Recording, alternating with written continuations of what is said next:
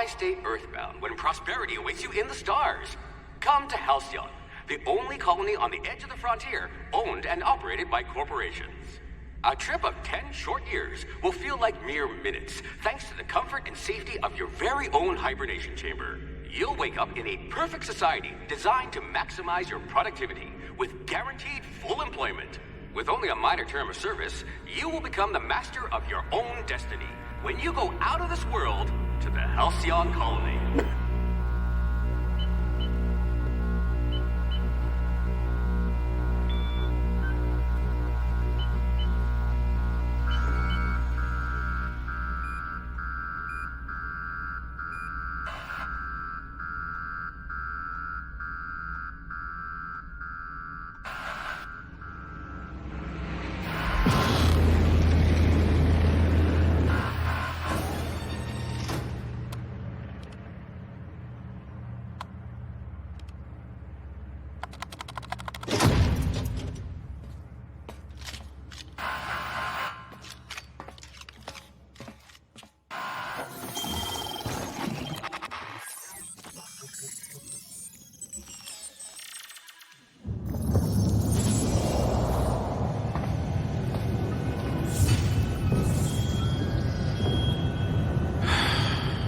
Hundreds of thousands of colonists left adrift out here forever, just to keep from damaging the board's bottom line.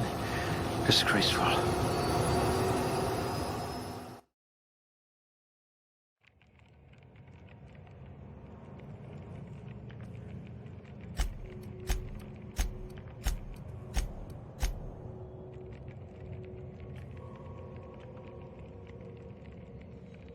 A pugilist! How exciting!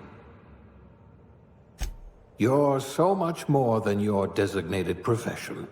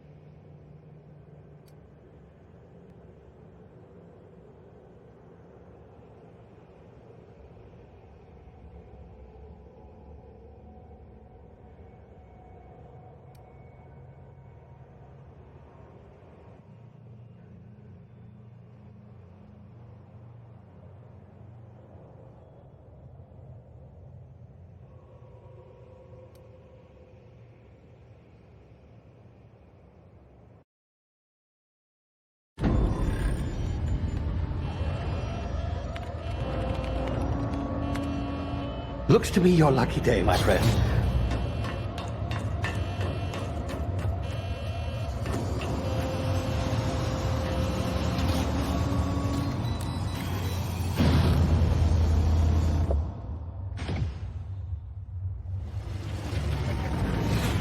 Please power down your engines and prepare to be... Not likely, bootlickers. Initiate skip jump.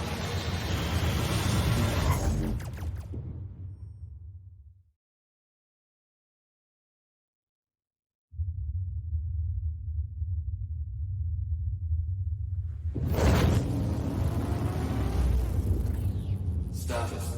Structural integrity down 25%. Power levels down 90%. Skip drive. Shit.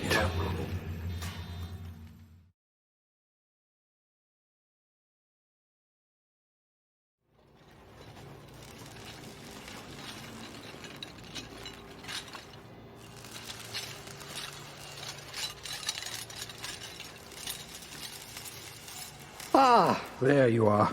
Wondering what's going on, eh? A bit of bad news there, I'm afraid. Your colony ship was inexplicably knocked out of skip space and forced to complete its journey at sublight speeds. This means that you and every other colonist on the Hope have been in suspended animation for 70 years, give or take. Normally, reviving someone after so long leads to some quite horrifying results. It's called explosive cell death, but it's really more of a liquefaction. Something wrong? Oh, yes, well, not to worry. I've pumped your body full of a special concoction I devised to keep you from dying so horrifically. Hopefully at all, but I guess we'll see, yes? Unfortunately, I used the last of my chemical supplies saving you. I know it's a lot to ask, but I must have your help securing more if we're to save the rest of your fellow colonists. I'd see it done myself, of course, but the board has a sizable bounty on my head. Now, my ship is inoperative, but I've managed to hire a smuggler to help you out. He'll be... Oh, I see we're in position. Good luck!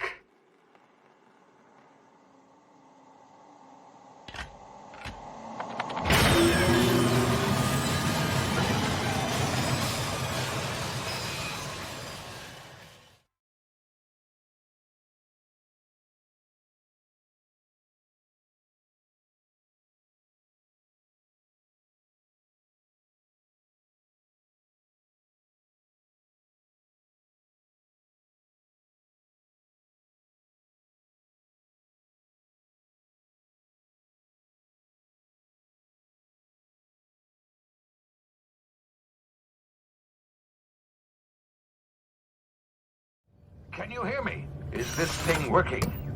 Ah, there you are. Now, where were we? Oh, yes, the smuggler. His name is Hawthorne, and he should be waiting for you at the landing site. He's to be your chauffeur, so to speak. Not to worry. I'm told he's a specialist. Dashing gunslinger, one-of-a-kind ship, that sort of thing. You'll like him, I'm sure. I've also outfitted you with a simple wireless monitor, so I can track your progress. I'll check in with you as soon as you land. Good luck. All the colonists are counting on you.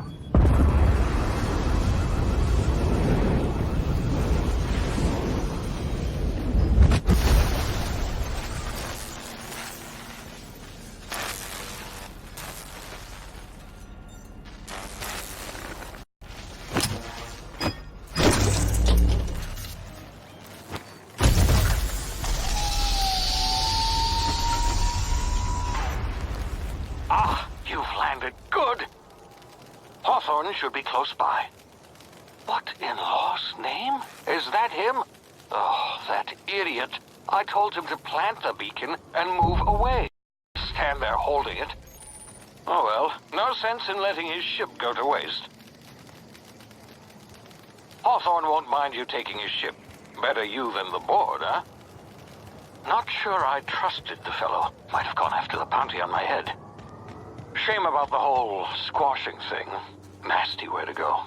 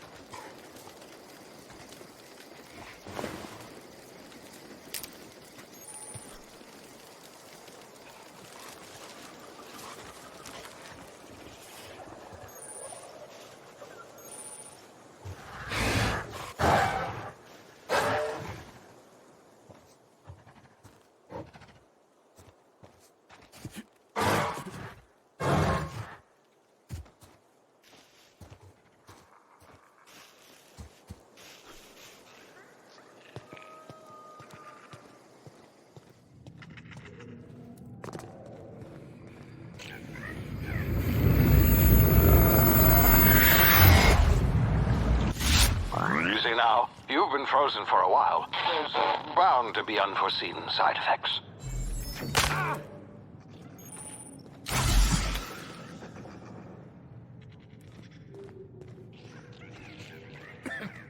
Hey, you, come here.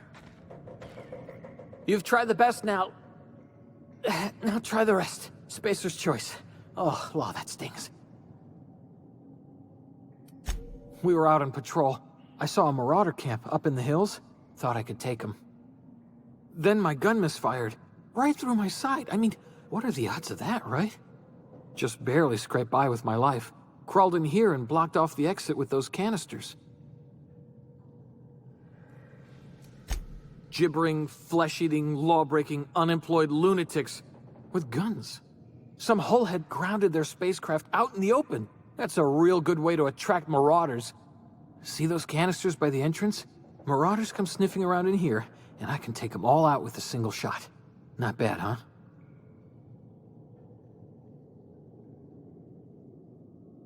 Yeah, okay. You look like you know your way around a gun. Got some spare ammo, not counting the bullet in my side. All Spacer's Choice weapons are now 30% less likely to malfunction. You've tried the best, now try the rest. Spacer's Choice. Yes, nailed it that time. You hit your head or something? You're in Emerald Vale. We're a Spacer's Choice community. Edgewater's a little ways down. Prettiest place in the Vale. Be sure to stop by a provisioner's for a can of our famous salt tuna. The Hope? Is that some sort of fancy new drug? Are you with Auntie Cleo or something? Don't take this the wrong way or nothing, but I'm not allowed to fraternize with Cleo workers. Company policy.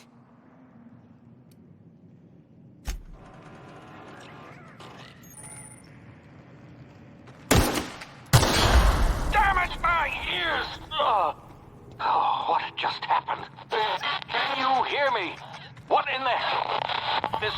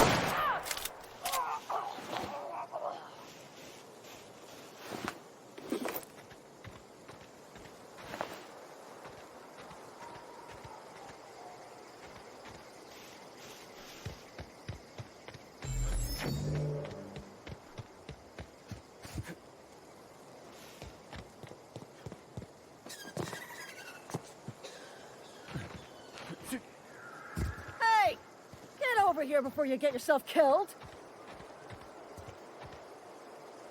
Don't know where you came from, stranger, but you best keep your head down. There's marauders hereabouts, and worse, landing violators.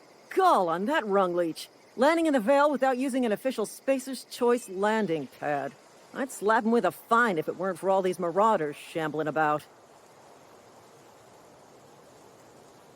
You out of your mind? No way. Once we've dealt with these marauders, I'm hunting that sick freak down.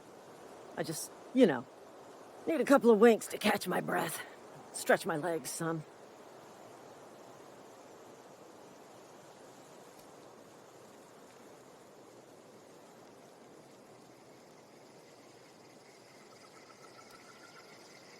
Seriously? But those marauders will... Ugh. You know what? You're right. It's time we cross those marauders off, find whoever owns that ship, and file a full report. Then it's gonna be fucking laminated. Here we go.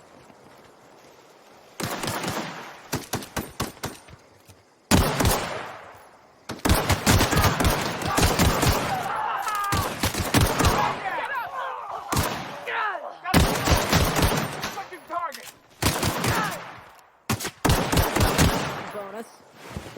Time to collect a fine bounty.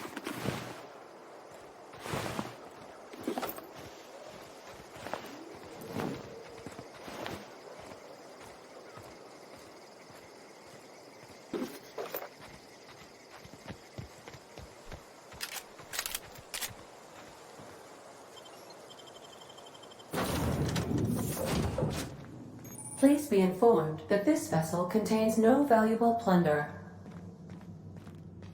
Smile for my surveillance device, Marauder. I am tracking your every move.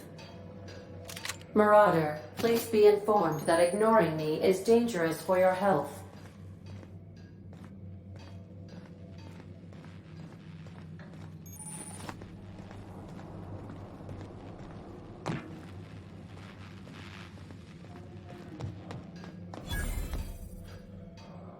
Please be advised that using the respecification machine will not make you a better person.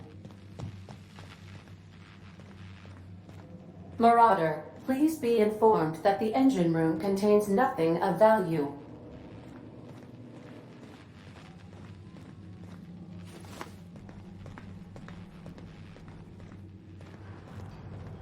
Intruders are not authorized to access the Unreliable's amenities, including the cargo hold's workbench. All doors are on security lockdown. Nice try, Marauder.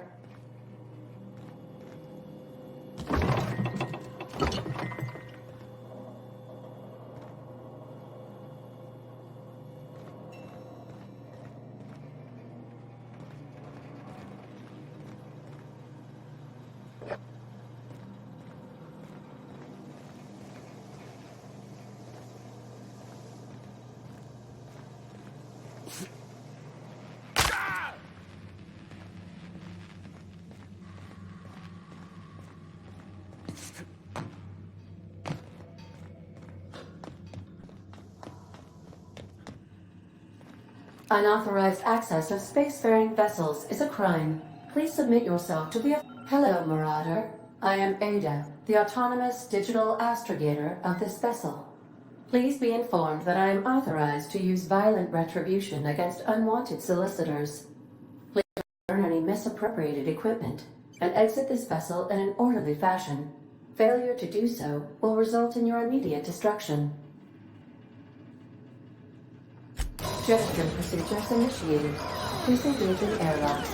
Prepare to eject all boarding parties in 5, 4, 3, 2, 1. You are still here. My deception protocols have failed. I have been programmed to express disappointment. I am incapable of accepting orders from anyone other than Captain Alex Hawthorne. I deduce from the tone of your voice that Captain Hawthorne failed to meet you at the designated location. I understand. I will require some time to process this information. Thank you for your patience and for your honesty. I am programmed to take orders exclusively from Captain Hawthorne. If I accept your orders, then you must be Captain Hawthorne. Do you understand? Well done, Captain Hawthorne. I see your powers of deductive reasoning remain intact.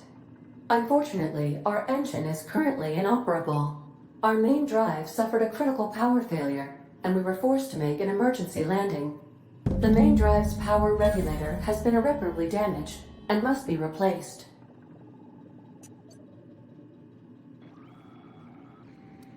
Astutely observed.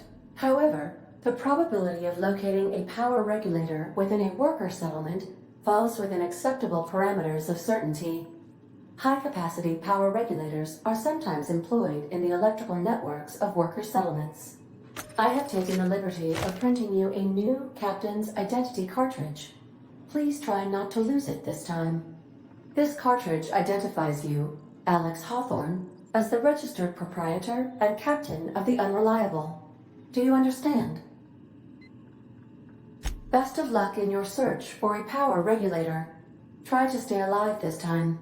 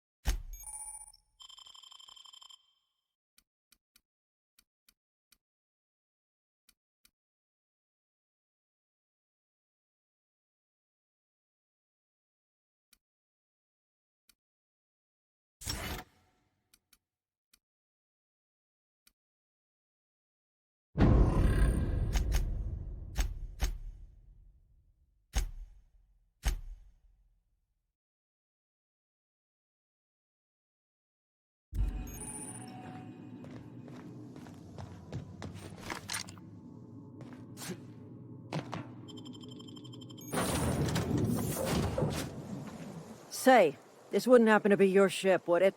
Because you sure walked in it like it was your ship. And if this ship is yours, well, mister, you owe Spacer's Choice a hefty fine. Afraid we gotta dock your pay.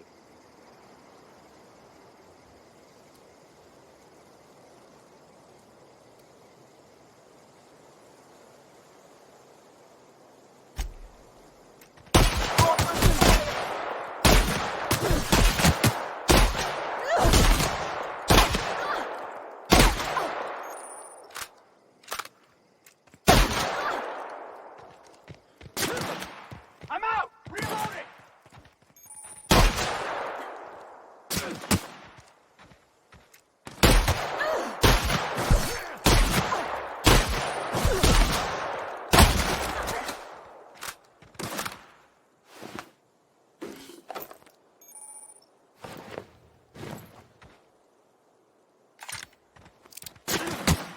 I got you covered!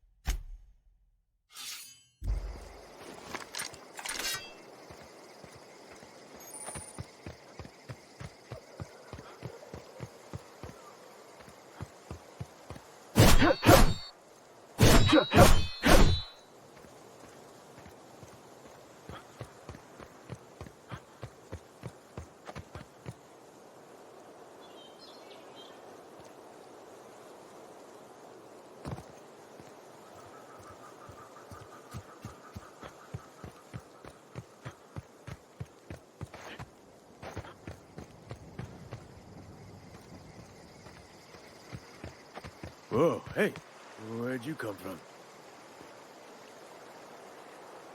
Don't go ambling out in those hills. That's Marauder territory, friend.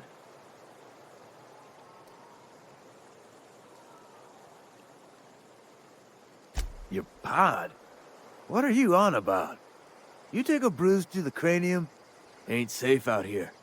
You'd best head into town. Avail yourself of Edgewater's high walls. And low prices.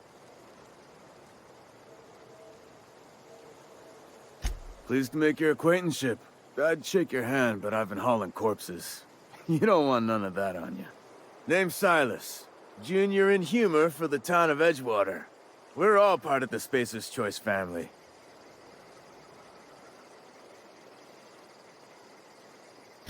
Definitely not the junior in humor, that's for sure.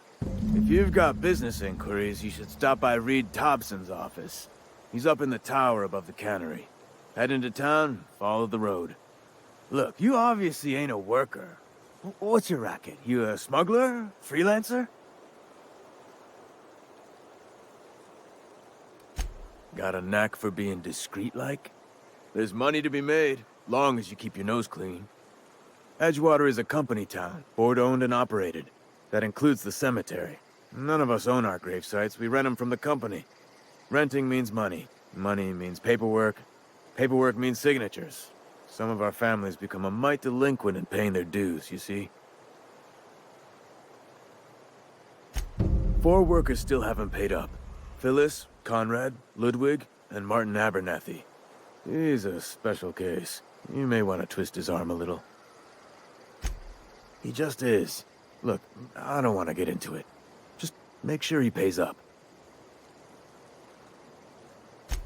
Conrad's got a barbershop in town. Phyllis works at the cannery most hours. Abernathy... I ain't seen him in a few days. His domicile is near the cannery. You'll find him in town. All except Ludwig, that is. He's over by the landing pad.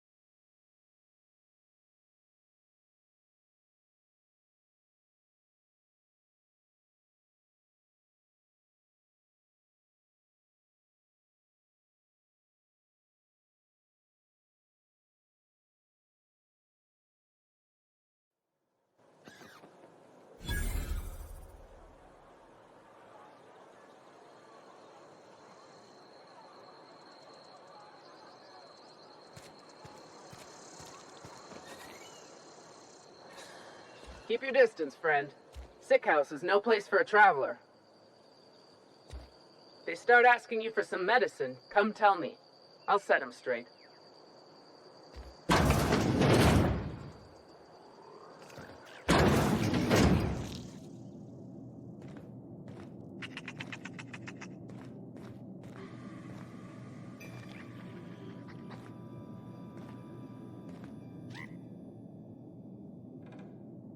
I appreciate the company and all, but you really ought to leave. You don't want to be seen around me. Because I'm sick. You don't want to associate with people in the sick house. We're not worth your time. I'm in about as much trouble as I can be. No reason you ought to be tarnished by association.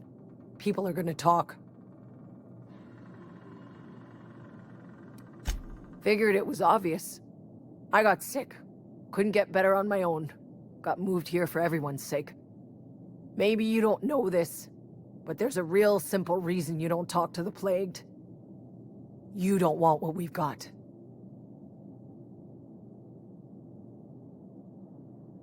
Don't. Please. I could get into a lot of trouble. That's kind of you to say, I suppose. But I don't need help. What I need is to understand my own folly. Company always tells us, weak spirits lead to weak bodies. If I didn't want to fall sick with plague, maybe I should have worked harder. Maybe I should have taken more pride in my work. I really wish you wouldn't say those sorts of things. I told you once already. People could be listening. I'm feeling a touch faint. If you don't mind, I'd like to be alone for a spell.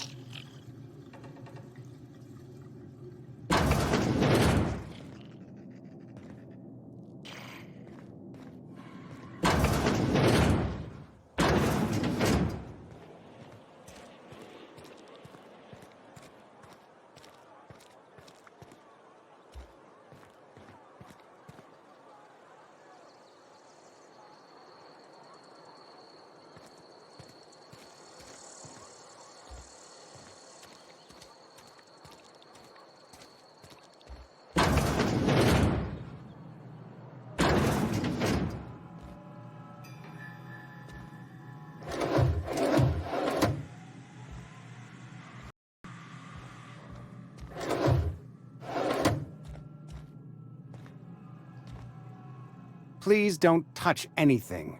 Your hands are probably crawling with germs. Physical hygiene recapitulates moral hygiene. Cleanliness is next to lawfulness.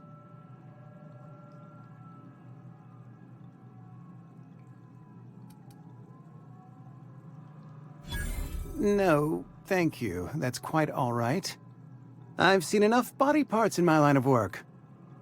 I'm Conrad. You will report to me if your hair fails to meet Spacer's Choice aesthetic standards. You will also report to me in the event of your death, whereupon I will clean and prepare your remains for interment.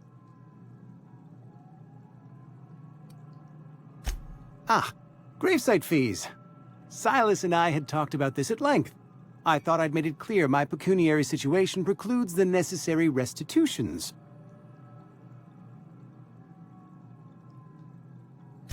As broke as pie crust, friend. Bitless, indigent, destitute. I simply cannot afford it. I am a blemish on the prosperity of our fair settlement. When I expire, I expect Silas to toss my body into a ditch. With what? My own blood? Tell Silas I can't afford to pay, and that I fully expect to have my medical rights revoked for this dereliction. With my apologies.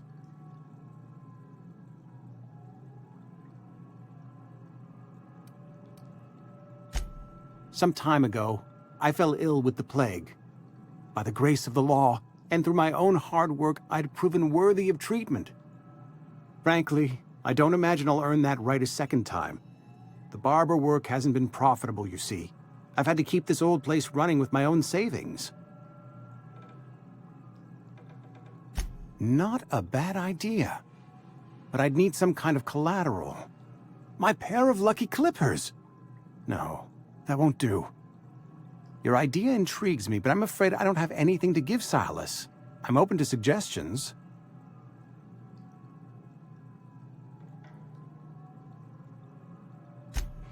Much obliged.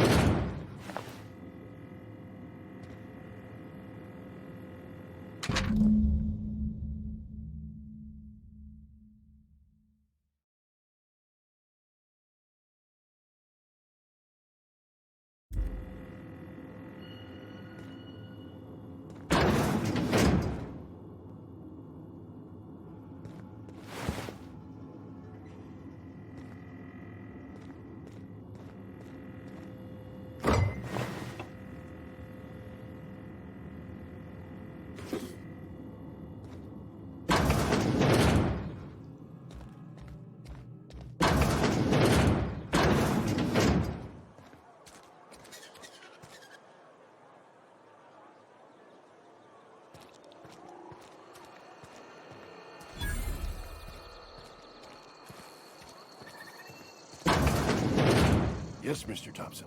I'm fine, Mr. Thompson. Never been healthier.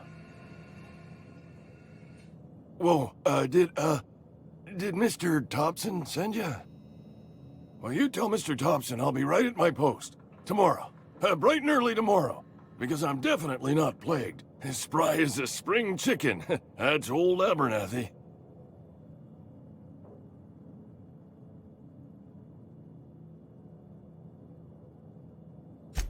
And what are you doing here? Visiting? Well, let me give you the grand tour.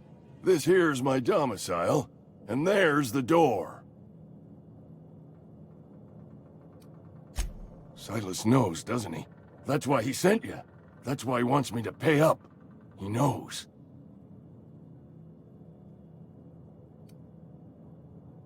Sounds like he's already told you.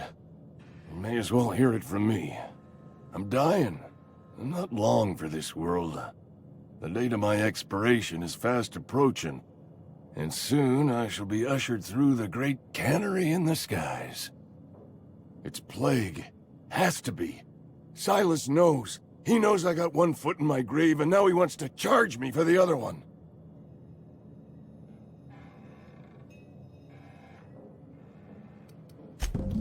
I'll pay your fees. I don't want any trouble from Silas. But if you could see your way to freelancing for me, I could really use the help.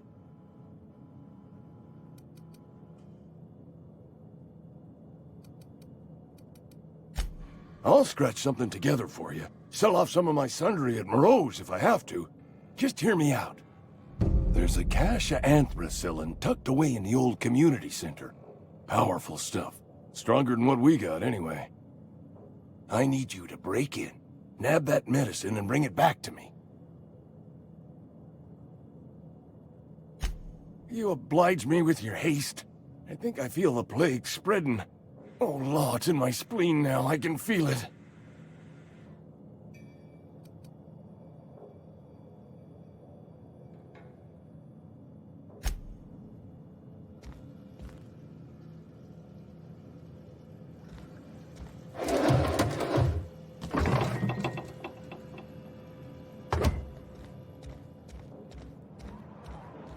You're making a mistake working for Abernathy.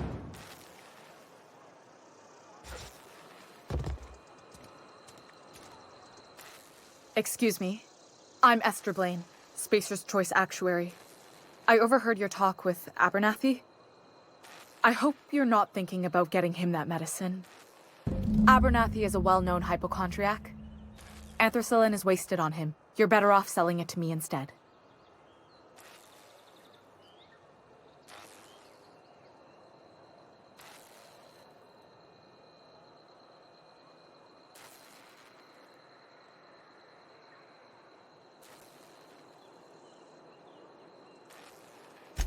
I probably shouldn't tell you.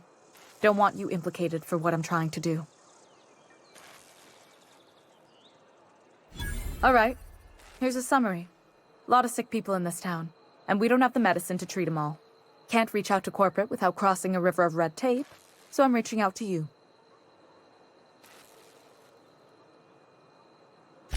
I'm paid better than Abernathy. Whatever he's giving you, I will do you one better. That's all I can ask of you.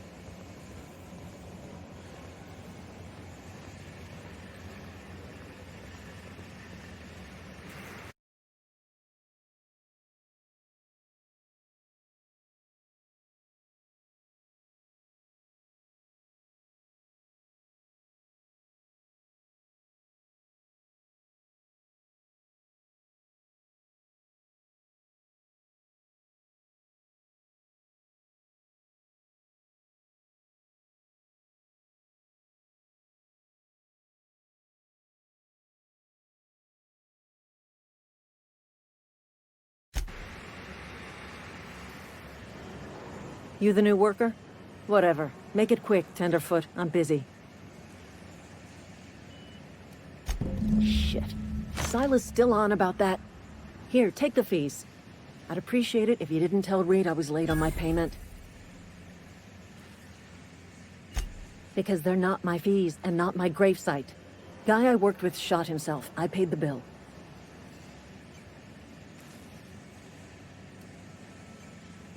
If you're not familiar with board law, you ought to be. Law requires delinquent gravesite fees to be paid by the deceased party's closest living relative, which meant me. Shame, though. Eugene was a good worker.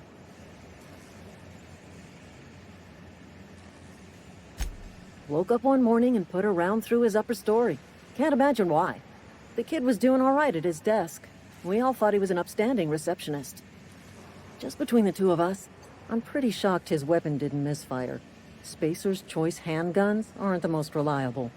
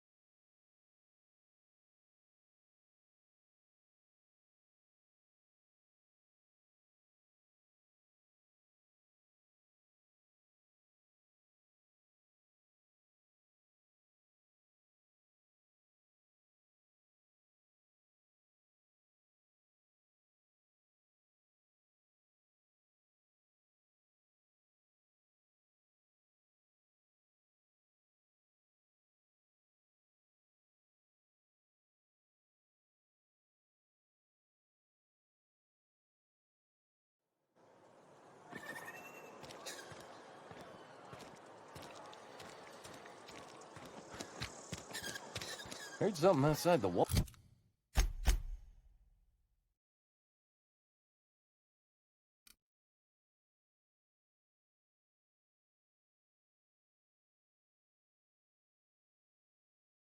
Balls today. Nothing for us outside.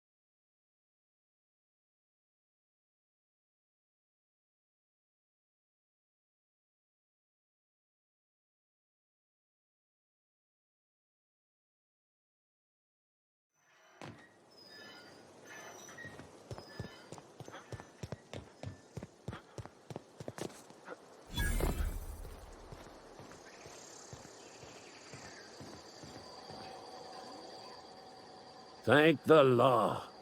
I've been requisitioning backup for months. Guess the boss finally came to his senses. You ever swung a truncheon? Let me see your rifling stance. I want to make sure you're up to snuff. I told Silas I'd pay my dues if he agreed to join the Resistance. Guess this means he's finally heard the calling.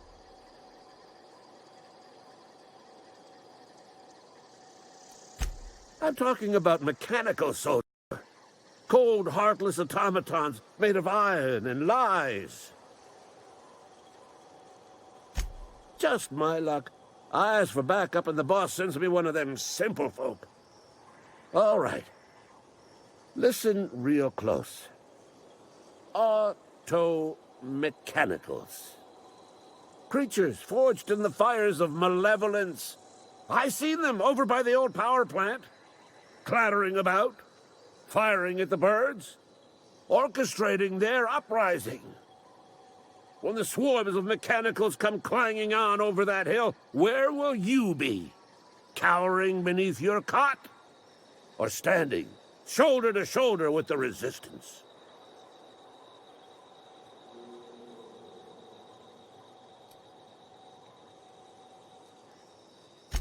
Go on.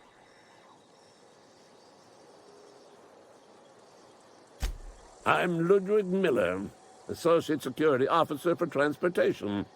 Officially, unofficially, strictly between you and me, I am the only thing standing between Edgewater and total annihilation.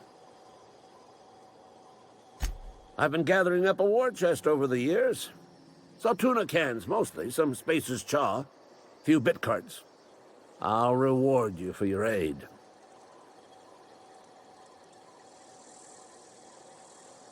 Enlistment fees. Yeah, I suppose. Wouldn't want to give the Resistance a bad name. They have sent a scout, prowling around the junkyard just behind our beloved town. This scout must not be permitted to return to its base of operations. Cross it off, then report back.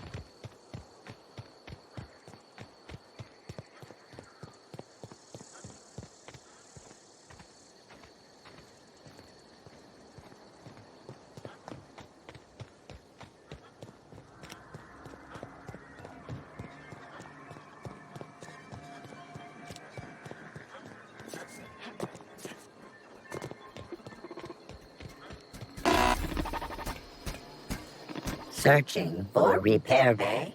Error. Navigation systems failed. Unable to comply.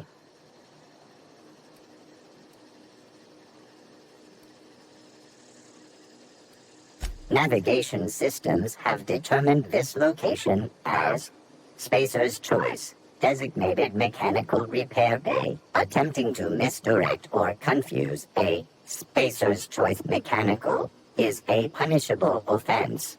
Please report yourself to your supervisor. Damage to navigation systems detected. Attempting to return to designated repair bay. Error. Navigation systems failed.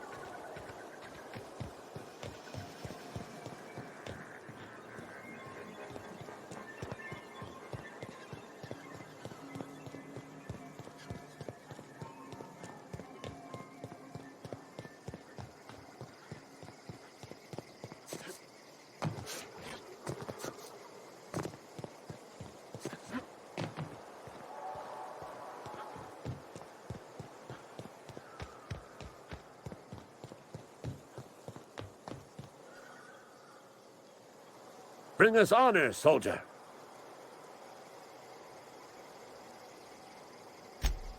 You beat that scout to scrap with its own legs? Pulled its optic cables out its head case? Actually, don't tell me. Rather use my imagination.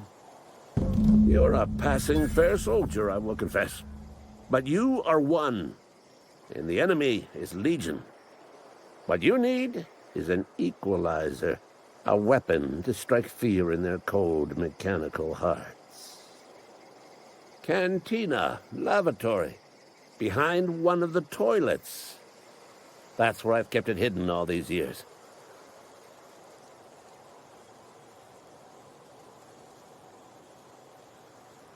Sharp, ain't it? The lavatory is the very last place a mechanical has need to enter. On the double, soldier. Don't want the bartender poking around in there with a mop. Go on.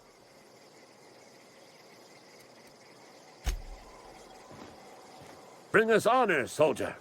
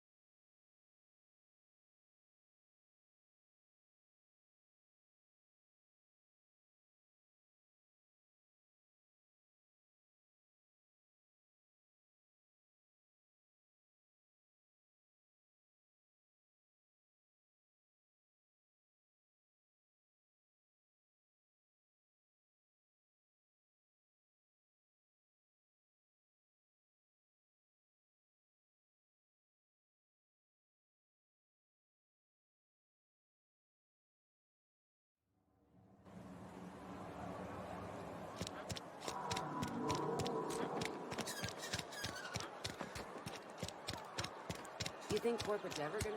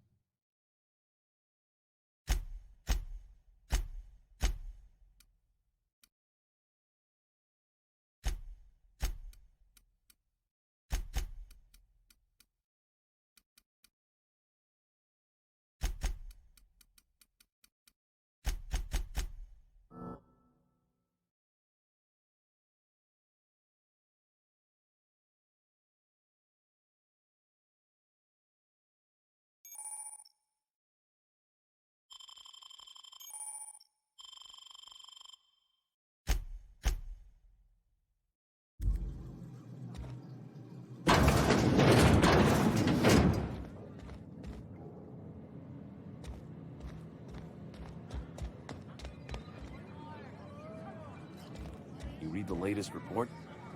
Only the part that said we ain't making our quotas. If only McDevitt's folk hadn't abandoned us. Cannery could use those eggs.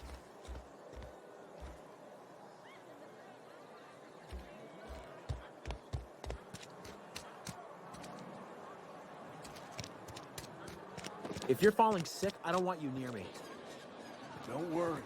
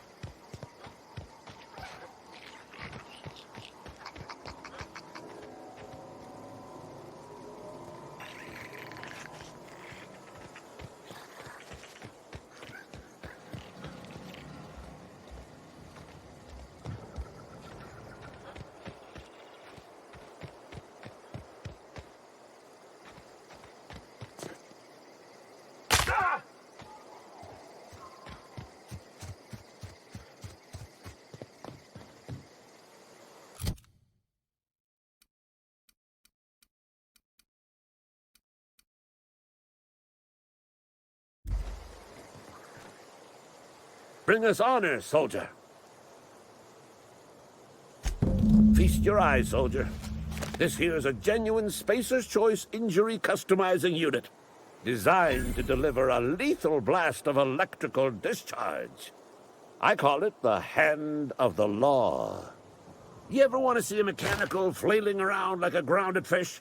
You stick a couple thousand volts in its guts. With compliments from old Ludwig.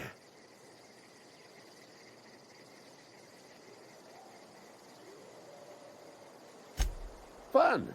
This ain't some quarterly performance review, soldier. Ours is a grave and sacred duty. Time's come for you to journey down into the black heart of the enemy's camp. I'm talking about the old geothermal plant. Unfortunately, the old plant lies outside my board-given jurisdiction. You'll need to get a passcode from the boss, Reed Thompson.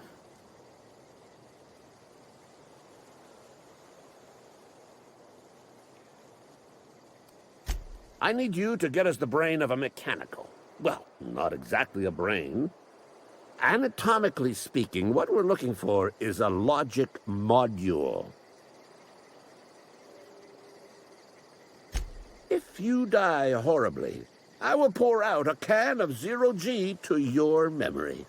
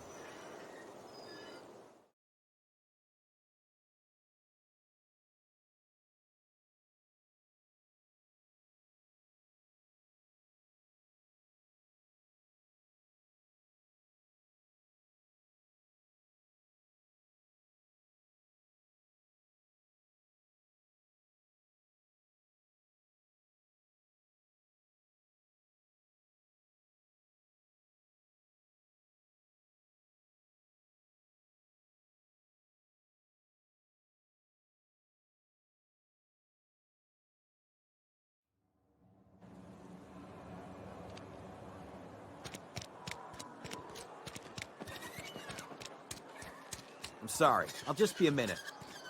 You had a minute. Next one comes out of your pay. Ease off the threats, friend. I'm going. Boss's orders. We all got quotas to make.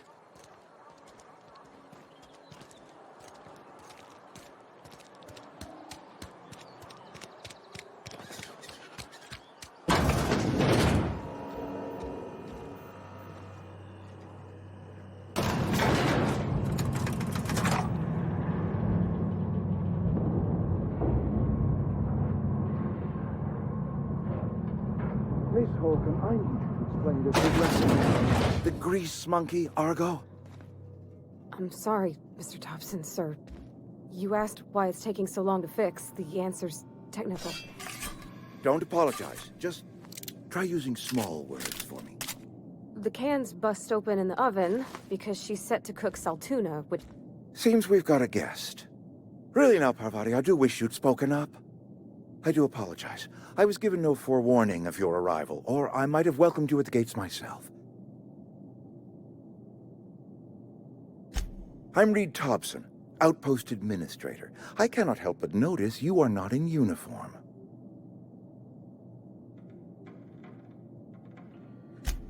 Yes, so it dawns on me. Seems I allowed my excitement to run away with my wits. Been a few seasons since we've had a visitor pass through.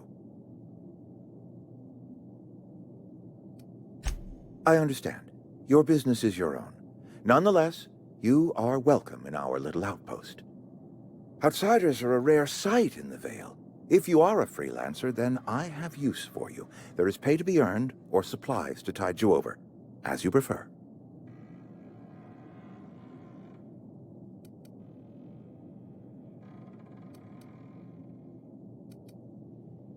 Trust, I have learned, is reciprocal. I offer my trust in good faith, and hope that you will do the same. There's an old botanical lab, mostly abandoned now, but still eating up power from our plant, power which our cannery sorely needs. I need you to go to the geothermal plant and reroute power from the botanical lab over to us. Simple as that.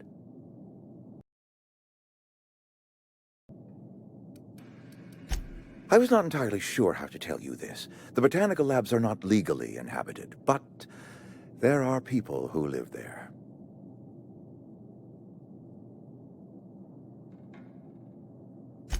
The people living in the botanical labs, they're deserters, former workers. I need them back at their posts. I need them to come home.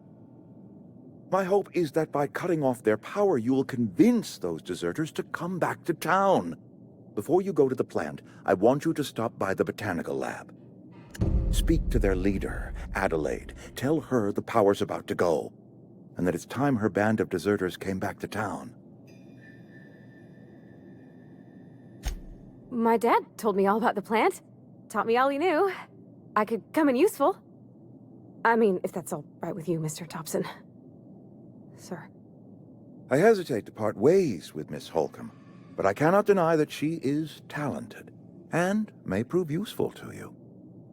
You will need an administrative passcode in order to enter the plant. I am trusting you with mine, and trusting Miss Holcomb to guide you if you'd like. Great!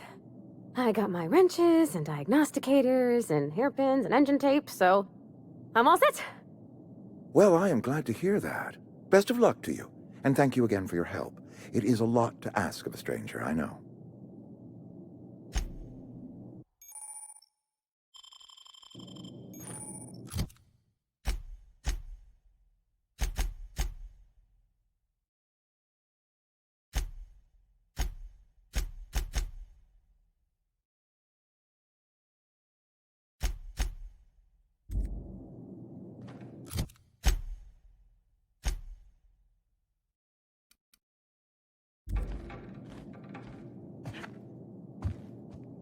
We better clear out of Mr. Thompson's office before we talk. Clear out of Mr. Thompson's office before we talk.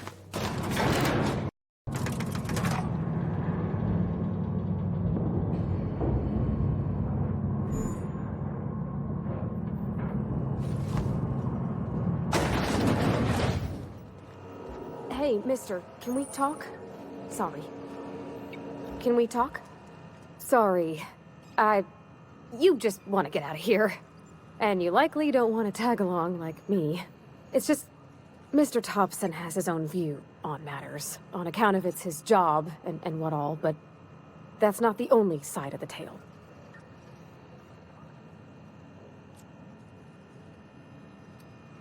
Oh, he ain't a liar. He believes every word he says. It's just, he doesn't always get where other folk are talking from. To Mr. Thompson, a person's a gear. It does its job quiet-like. If it squeaks or stutters, it gets replaced. The deserters are decent folk.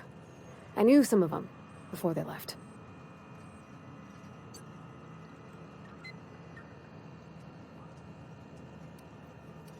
Life's hard here, especially for them that don't fit in so well. We're one big Spacer's Choice family, but every family's got the one the rest whisper about. Mr. Thompson's aiming to take away their power. They'll have no lights to see, nor heat to cook. They'll be at the mercy of marauders, or worse. I think you should talk to the town's vicar about it. Max, his name is. Thanks, mister. I just think when you gotta make a decision that'll hurt somebody, it's best to think on the right and wrong of it. That's what my dad used to say anyways.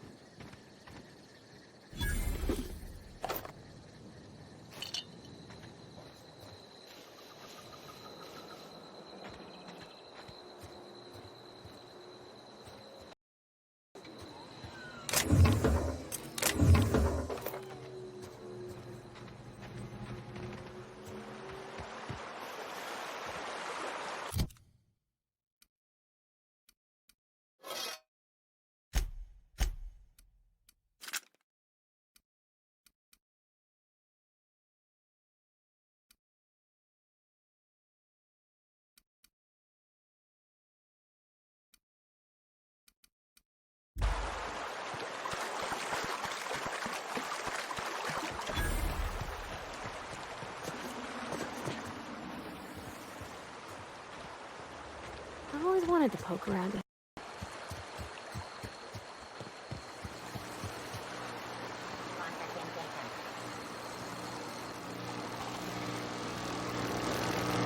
Processing.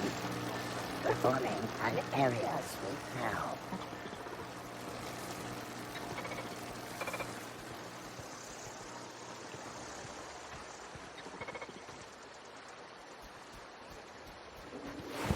Unexpected. Here they come!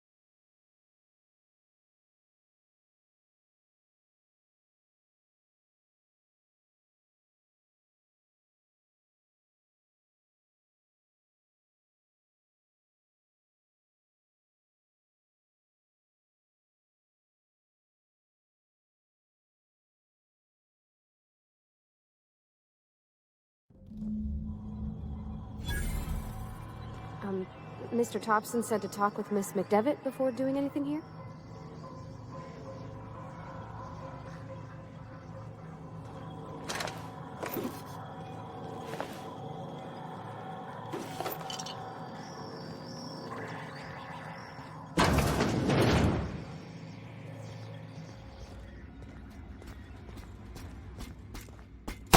Here we go!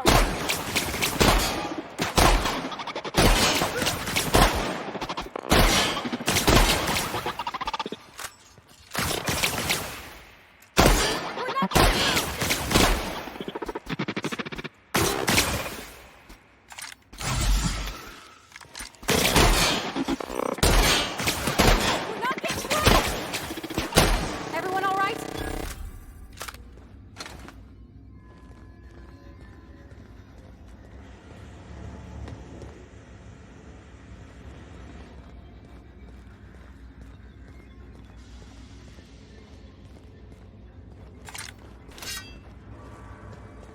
Well,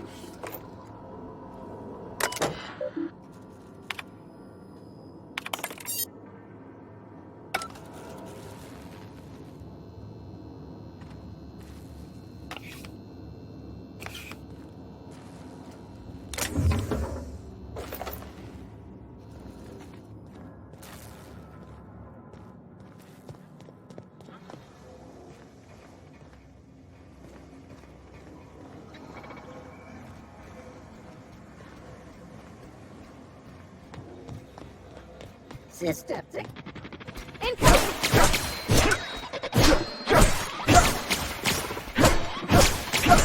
That's the last of them!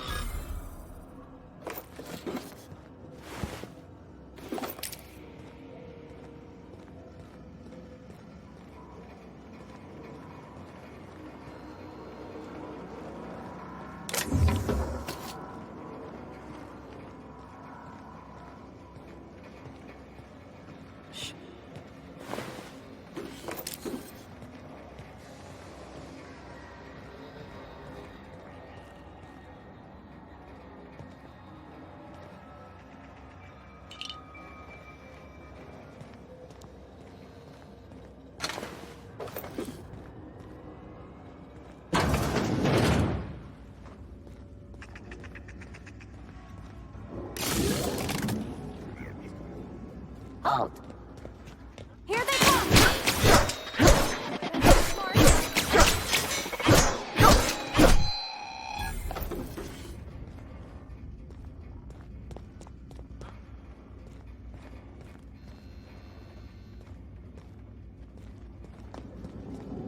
Sweeping the Incoming!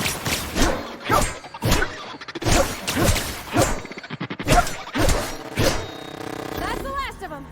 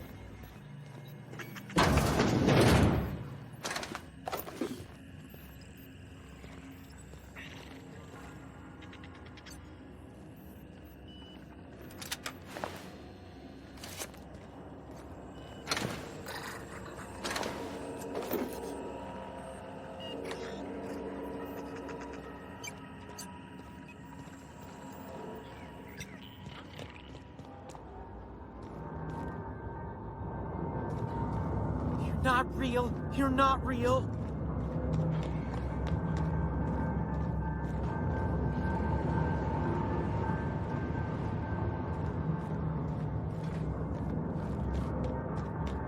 Go away, Phantom!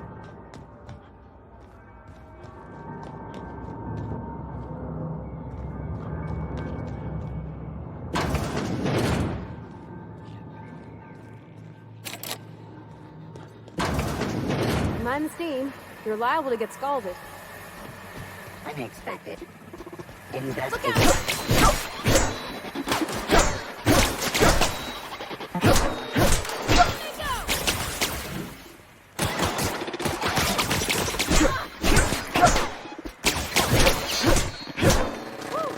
We made it.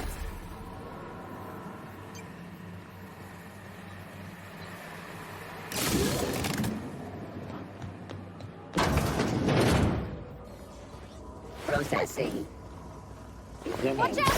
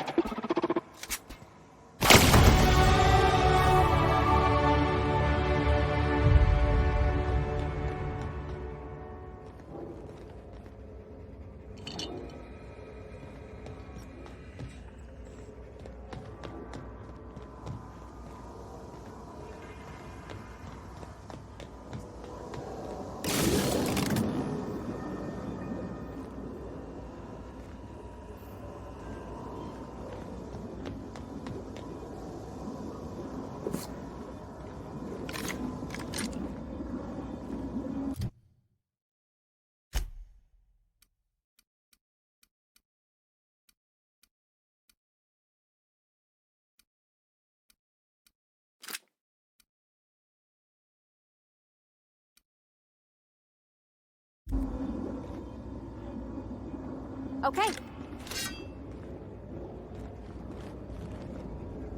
Sure.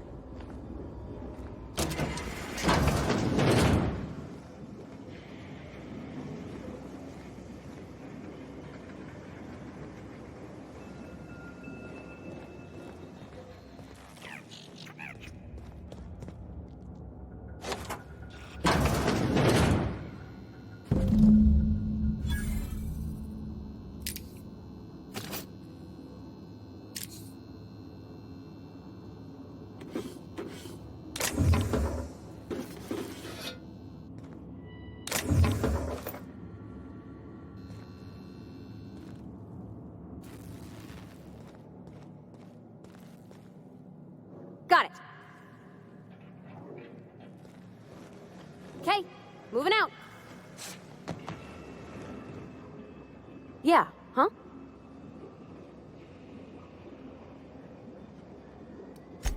That's on account of how I never met her. I don't rightly know. She was in another division of the Spacer's Choice family. She worked in the Vale a few months, sorting the cannery computers. Her contract said any kids she had, expected or not, belonged to her office from the time of conception. So when I was born, I got sent here.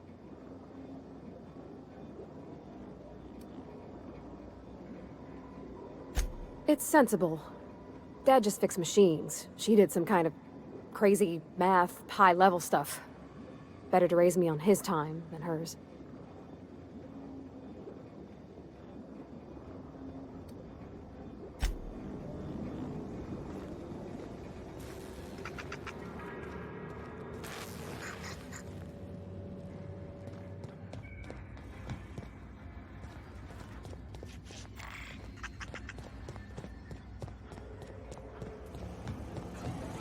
help.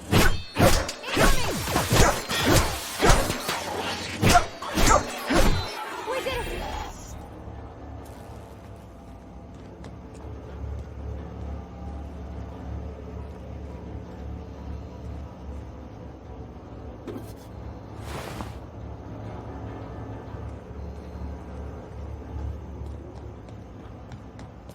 Once we do this, there's no going back. Hey, listen. Sorry, I know you're in a hurry. I know you want your power regulator and all. I just feel like we should go talk to Adelaide. If we're gonna kill her power, least we could do is give her people a fair warning.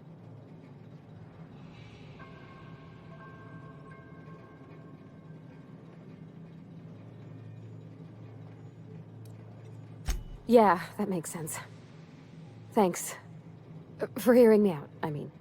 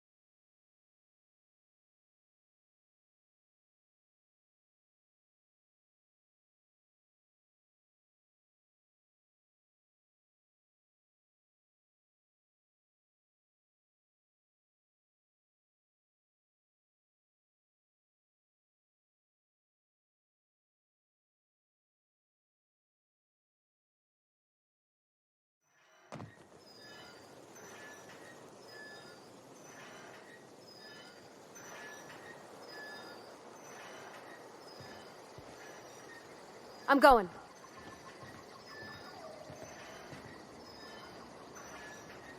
Gotcha. Yeah, huh?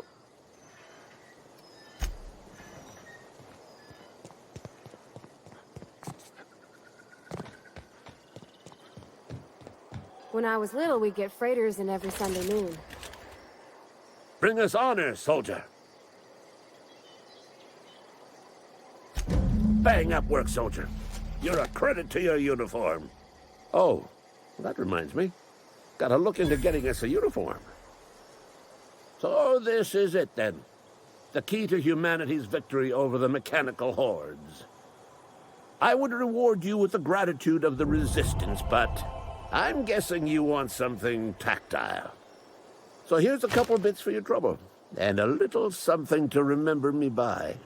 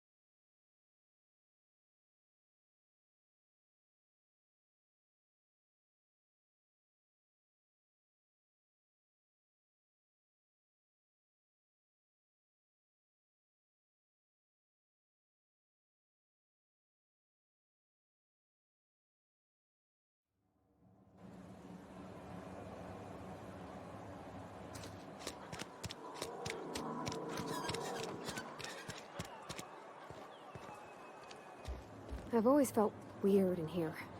It's too clean.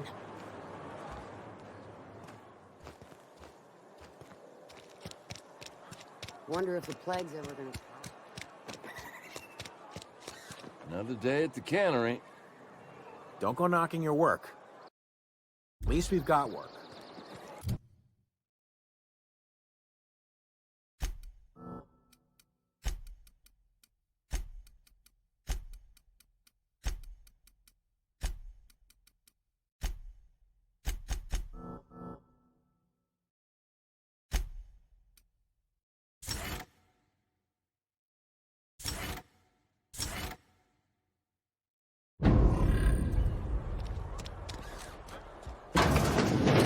I cut my own hair.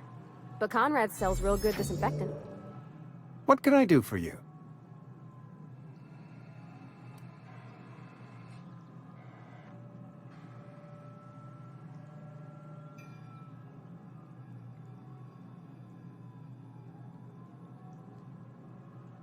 You know about Eugene? How?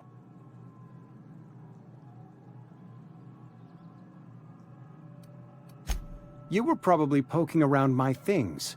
I really shouldn't leave my letters sitting out in the open. Eugene's golden teeth were a family heirloom, representing 3 generations of poor dental hygiene. He took them to his grave. That's unthinkable. Eugene's body and all rare earth minerals contained therein are solely the property of Spacer's Choice. I can't ask Silas to dig up a man's body and pry a few teeth loose from his jaw just to pay my bills. Can I? Are you asking rhetorically? Because if you're being serious... Ugh, gross. Desperate measures, Miss Holcomb. Desperate measures. I'm going to have to ask Silas to dig up those teeth. It's the only way I'm paying my gravesite fees.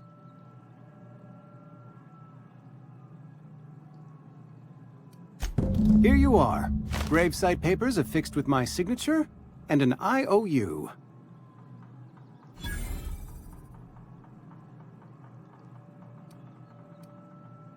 Eugene was not a suicide. He put a bullet in his brain, yes, but that's largely a technicality. I was the one who prepared Eugene's body for interment. I discovered symptoms of the plague on his corpse, and I discovered medicine in his pocket. Lots of medicine. Eugene overdosed on adrenatime, which is known to cause psychosis and paranoia as possible side effects. The paranoia drove him to take his own life.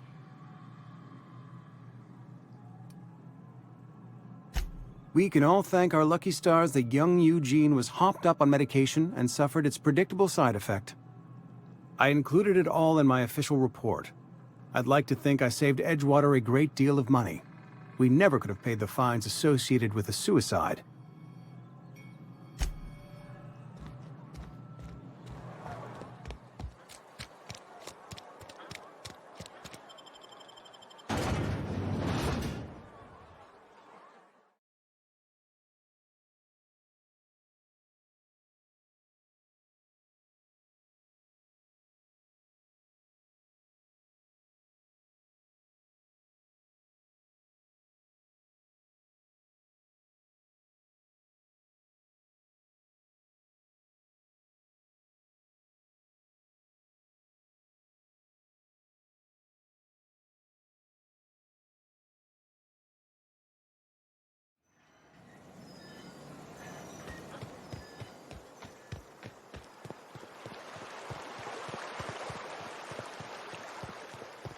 Hey, Miss Parvati. Come for a visit? Not today. Just helping this fella. Lovely to see you about, Miss Parvati. Things going all right, Silas? Been keeping him careful and true, miss.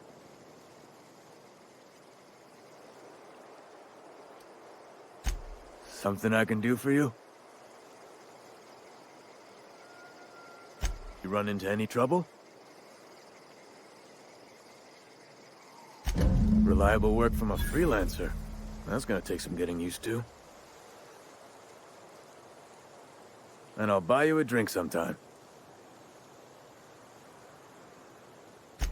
Oh, suppose you've earned it. One good turn deserves another.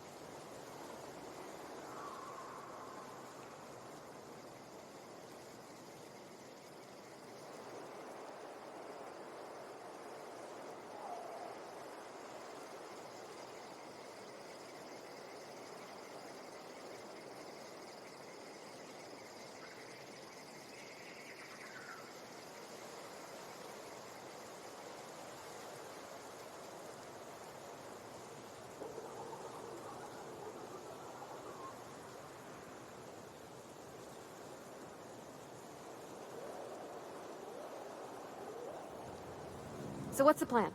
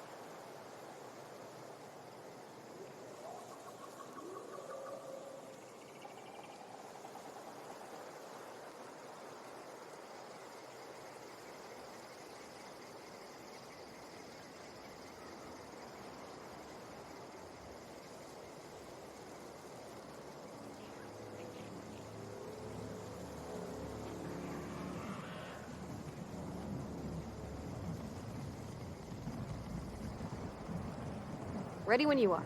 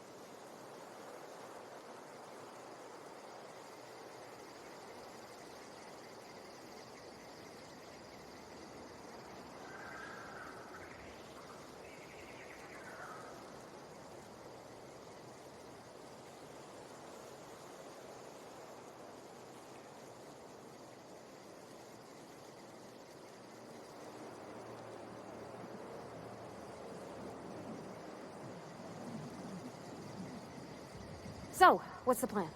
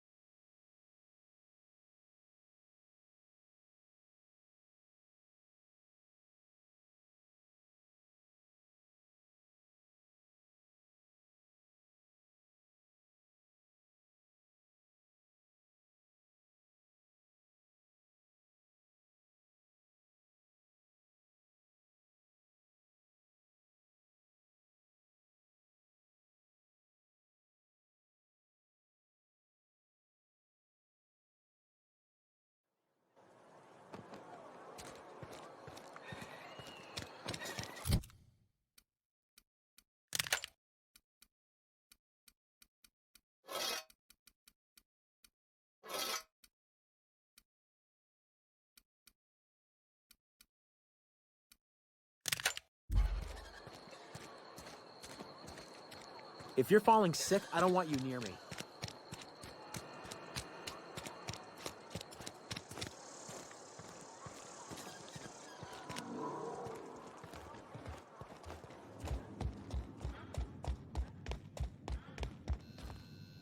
Yes, what is it?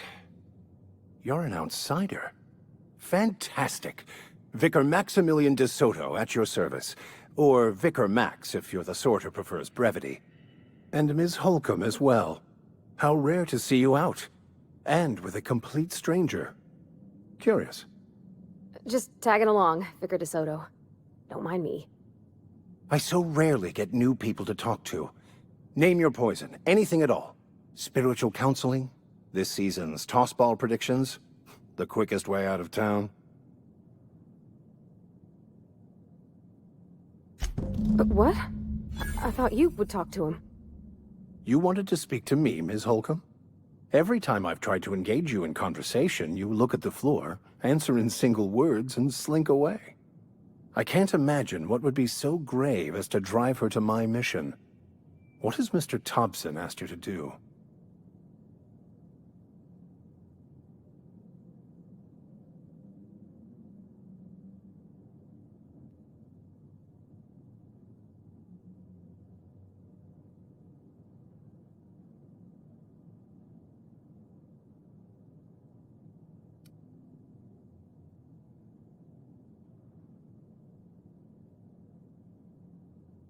Depriving them of safety from the marauders and wildlife. I can see why that troubles you. Miss Holcomb has a soft heart. Always has, if you believe the talk. Assuming your goal is to save as many as possible, then you should bring everyone together. Send the power to Edgewater and convince the deserters to return to the fold.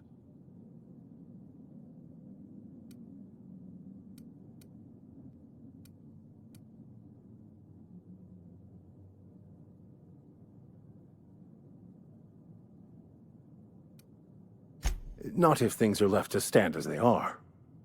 If you don't mind a bit of unsolicited advice, be cautious on your way to the geothermal plant. It is not as safe as you might assume. One of the reasons I transferred here was to fulfill my duty in hunting down banned heretical texts. I happen to know such a book is, as we speak, tainting a collector's library in Emerald Vale. However, the collector's residence lies outside the town's walls. My retrieval efforts have been thwarted by marauders who have overrun the property. Should you fare better than me, I'd pay a handsome sum for the book. It's a handwritten journal, a faded blue cover with the name M. Bakonu handwritten in the lower corner. I'll mark where I saw it on your map. Assuming you're serious?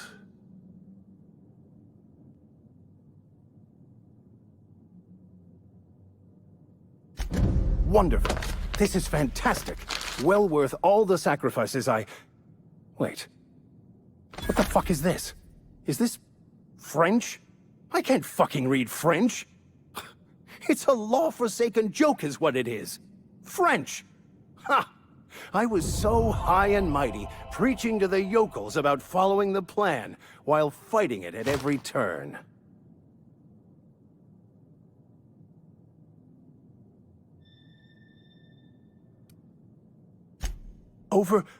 Overreacting? Do you have any idea how many years I spent in... No. You couldn't possibly know, could you? I've spent my life searching for the keys to unlocking the secrets of the universal equation that underlies the plan. I had hoped this book held some of those answers. I became so desperate, I even got myself assigned to this plague-ridden backwater to find the damn thing. All the time and suffering I've spent. Wasted.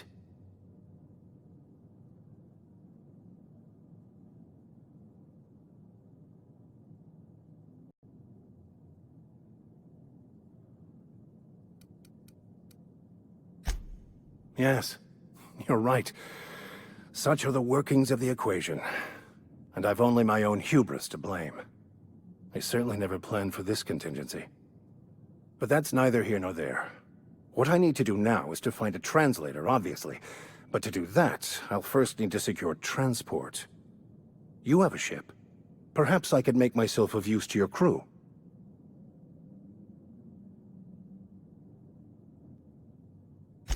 Certainly. I already gave you most of my money, but I can offer you free spiritual counseling, and I'd be happy to watch your back. I'm pretty handy with a tossball stick, or any blunt instrument, really. I'm also a passable gun hand, if it comes to that. I can usually talk my way out of conflict, though. Oh, I'm fairly competent at hacking computers as well. Fantastic. Let me get my things in order, and I'll catch up with you. Edgewater's gonna miss you. Folk here always had good things to say about their vicar. Thank you, Ms. Holcomb. I'll be glad for the change of scenery, and to leave this place behind. I shall see you on the ship, Captain, whenever you're ready to leave Emerald Vale.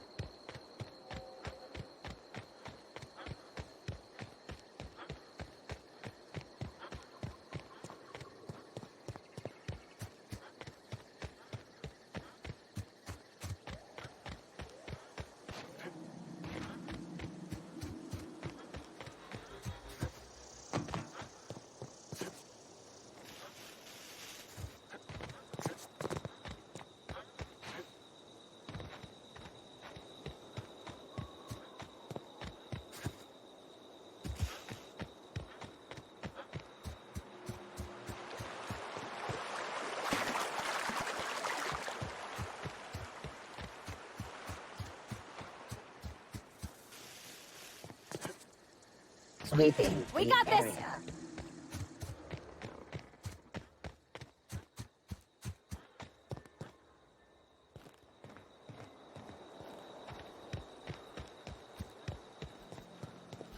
Oh, That's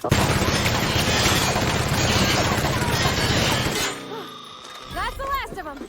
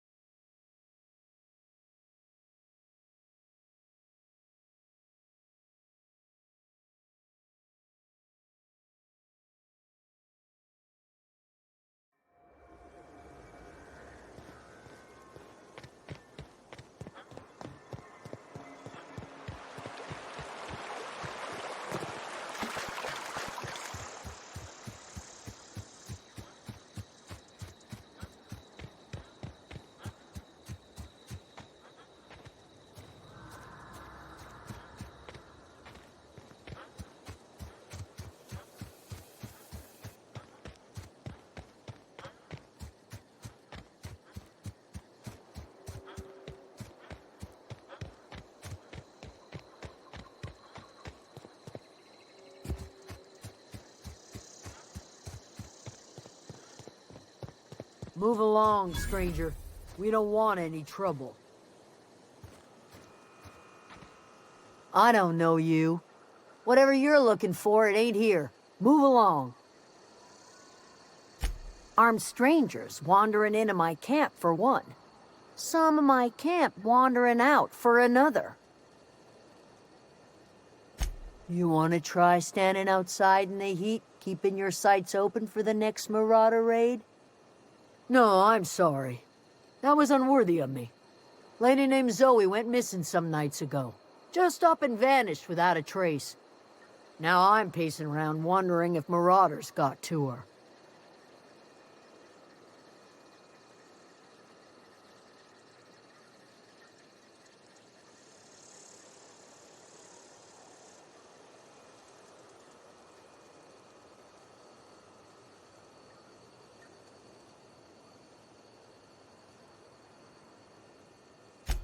It's not like Zoe to go wandering. Figured she might be out scavenging, but that ain't exactly her talent. Can't imagine where she's gone. Vale's a wide place. She could be anywhere. Could do without the gallows humor. Over in the hothouse, tending crop. I'll tell you what I can. Vex me. If she told anybody, they ain't telling me. I'd check her room, but I got yelled at for snooping once already. Could be. Dangers aplenty out there. No telling why Marauders would steal somebody like Zoe.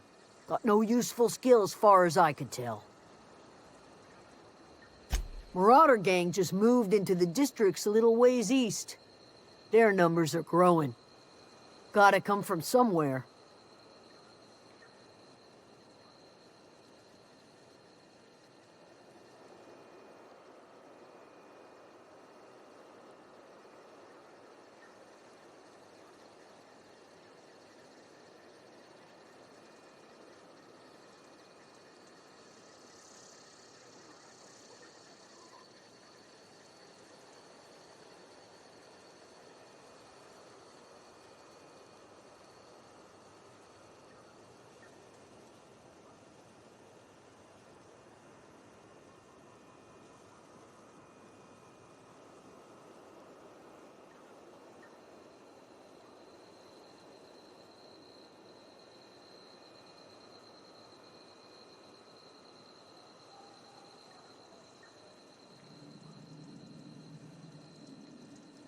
Vex me.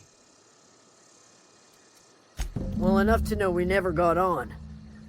Zoe and Stefan were close. If anybody knows the workings of her mind, he does.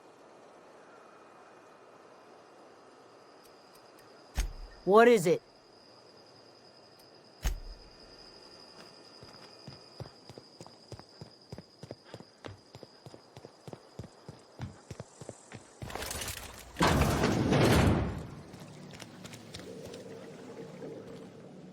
If you're hungry, there's meat turning on the spit outside.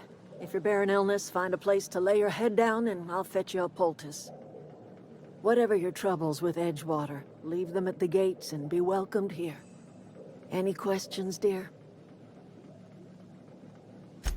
I have been called that, among other things. Green Thumb, grandmother, the strange old lady who keeps flowers. But yes, Adelaide will do just fine. Excuse me, Miss McDevitt? Sorry, it's just... You got such pretty trees in here. Why, thank you. You're Robert's girl, aren't you? I remember when you were but a sprout. Thomas speaks of you often. Are you staying long? You should try some of my tobaccorn tea. I brew it in an old spittoon, but it's been cleaned.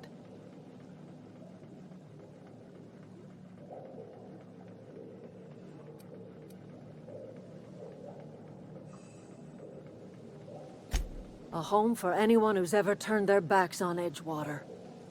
A home for those of us with nowhere left to go and nothing to lose. So, like the spores of the puffball, cast on the wind and alighting on fresh soil, we put down new roots. It is an unpleasant story, dear. But the short of it is that sometimes one wakes up and realizes the place that was once her home for much of her life has changed.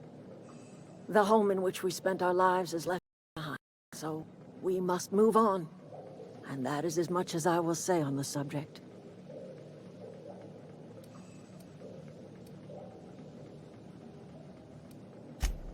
Reed Thompson? You here on behalf of that cold-eyed reptile? Let's hear it. What's Reed's idea of peace, then?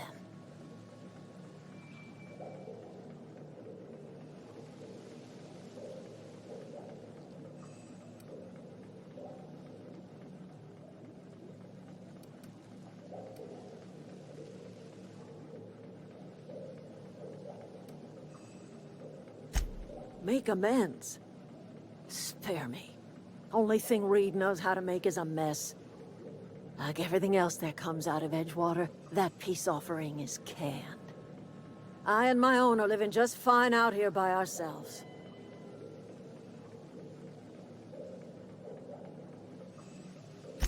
He would do such a thing. The question is, why would you agree to his plans? If you're going down to the plant, you should divert power away from Edgewater and toward our end of the grid. Think about it. You'd be liberating an entire town from a lifetime of service to that odious cannery. Seems the sort of thing a hero would do.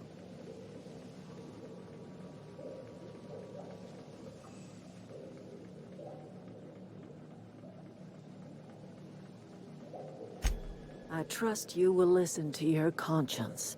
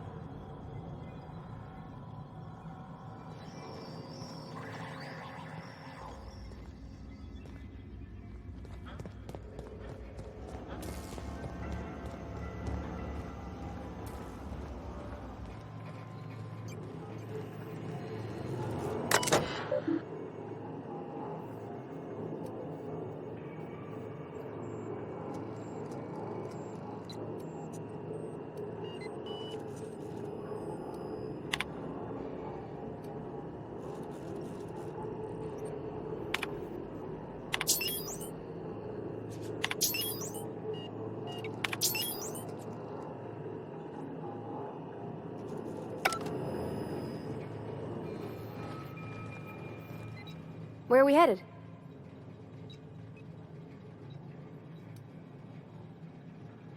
You mean about the mission being too clean? I know, but Vickers says the universe is a machine, that it runs by law. Real machines have gunked up oil, scratches, and worn bits. You can tell they've seen handling, been used by folk. The machine Vickers sees is one that ain't never been run. It's not for people to live in. It's something on a museum shelf, under glass.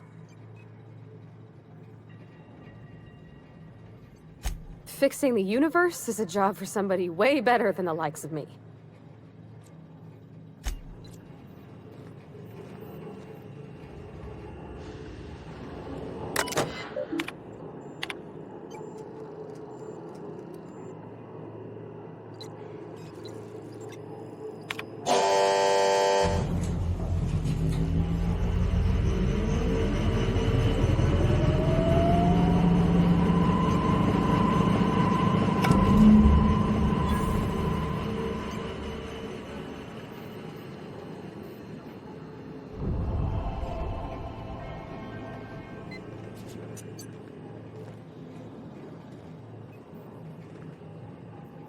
I can't stop thinking on Edgewater, Captain.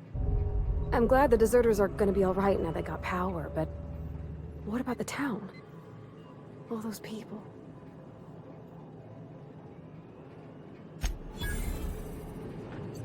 Where are we headed?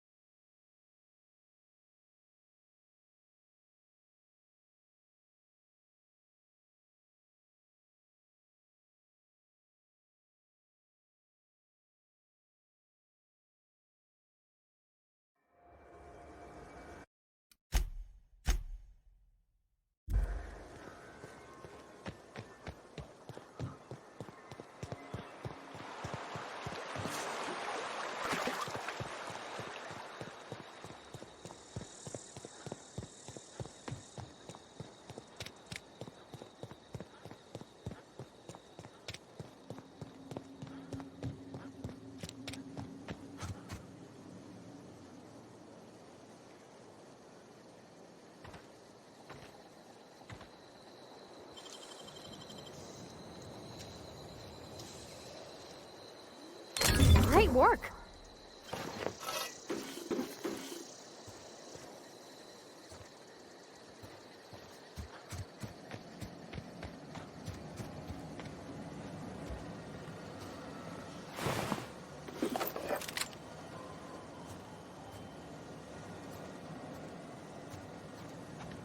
Yeah, huh?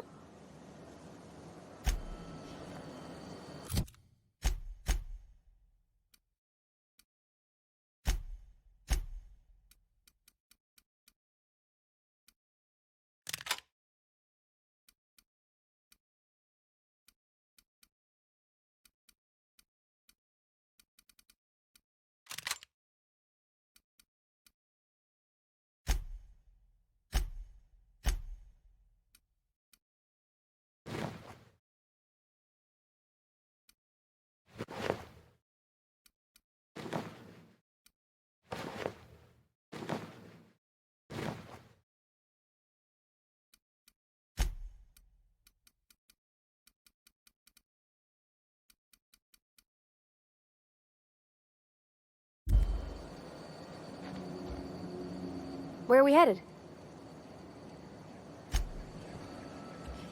Something you need?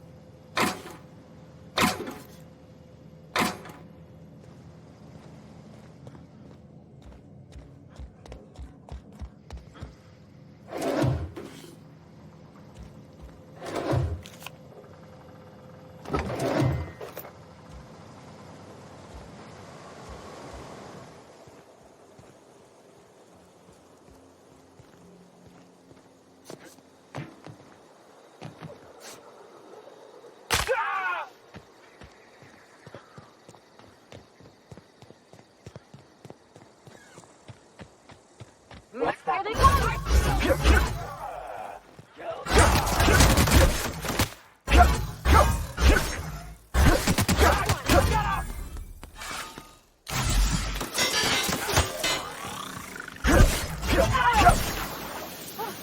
That's the last of them!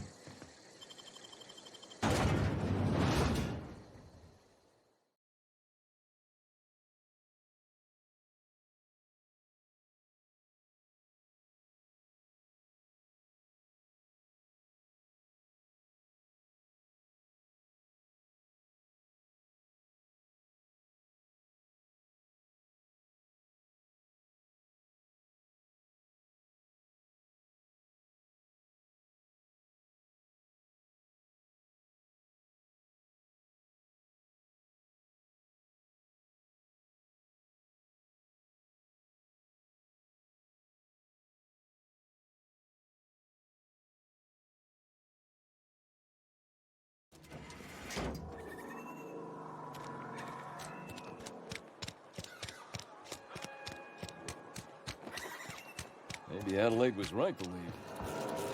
Desertion is a criminal offense.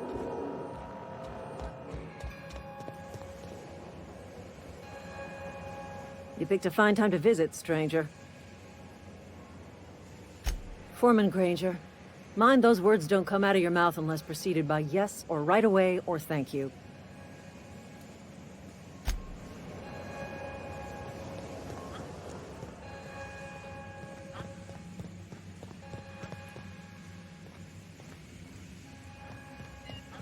You want to know what gets my bile churning? Edgewater has suffered a cavalcade of disasters. Plague, marauders, desertion. Then you wandered in town. And I was so damn sure our luck was starting to turn. I never knew how right I was. Just answer one question for me. Why'd you do it?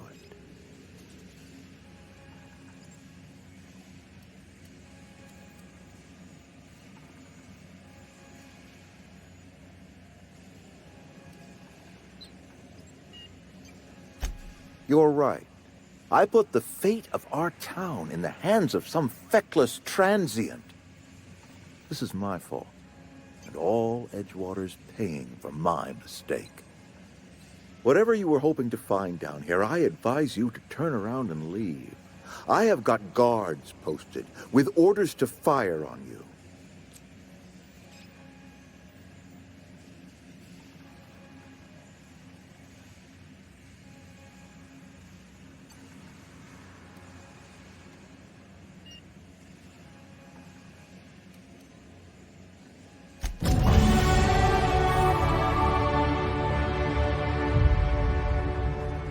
Something you need?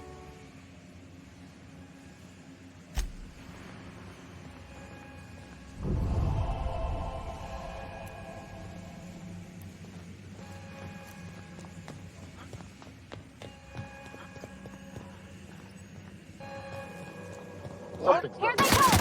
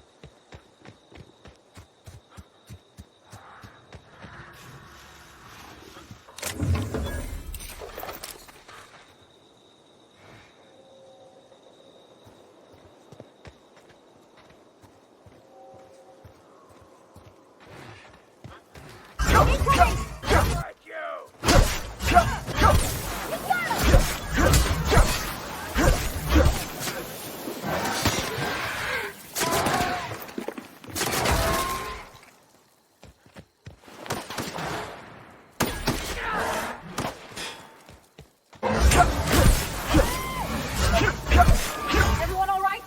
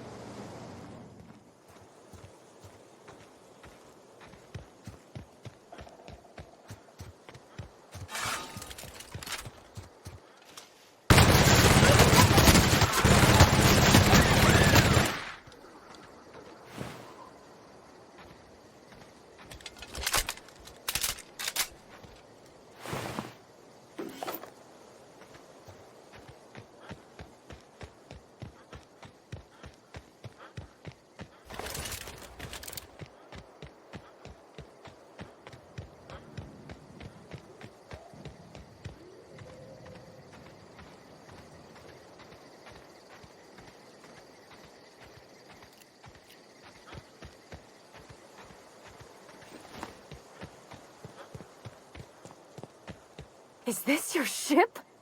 Oh my stars, she is just so handsome. Does she have a name yet? What's her drive model? Oh, gosh. Listen to me babbling. When I was in Edgewater, I dreamed of flying on a real ship, working on a real engine, belonging to a proper crew. Edgewater won't last another season without power, but that don't change the fact that I'm indentured to Spacer's Choice. Company expects me back at my post.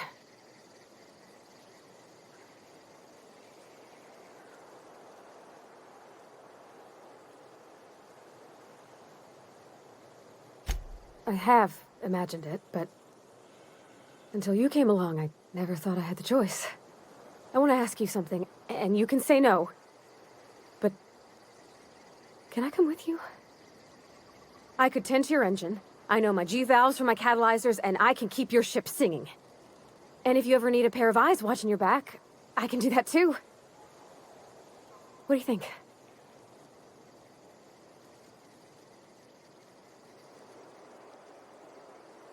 Yes! I mean, thanks. You won't regret this, mister. Captain. I can call you Captain now. Ha! I got a captain.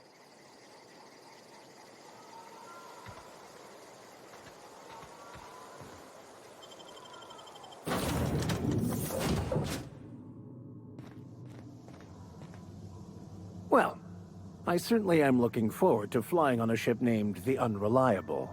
I'll just head upstairs and claim a room. Captain, I have detected that the town of Edgewater is now without power. I appreciate you doing your part to hasten their demise. What can I do for you, Captain?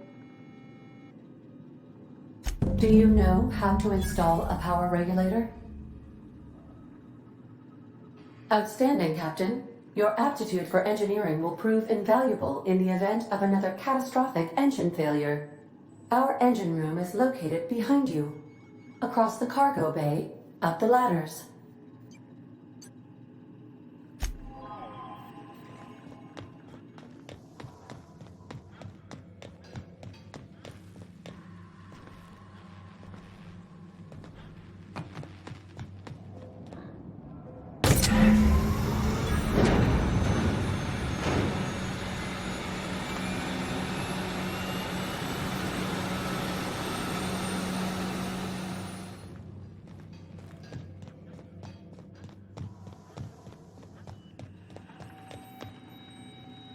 What can I do for you, Captain? All systems are operating within acceptable parameters. I am prepared to bring the Unreliable into low-altitude orbit. This should prove an adequate test of our flight capabilities.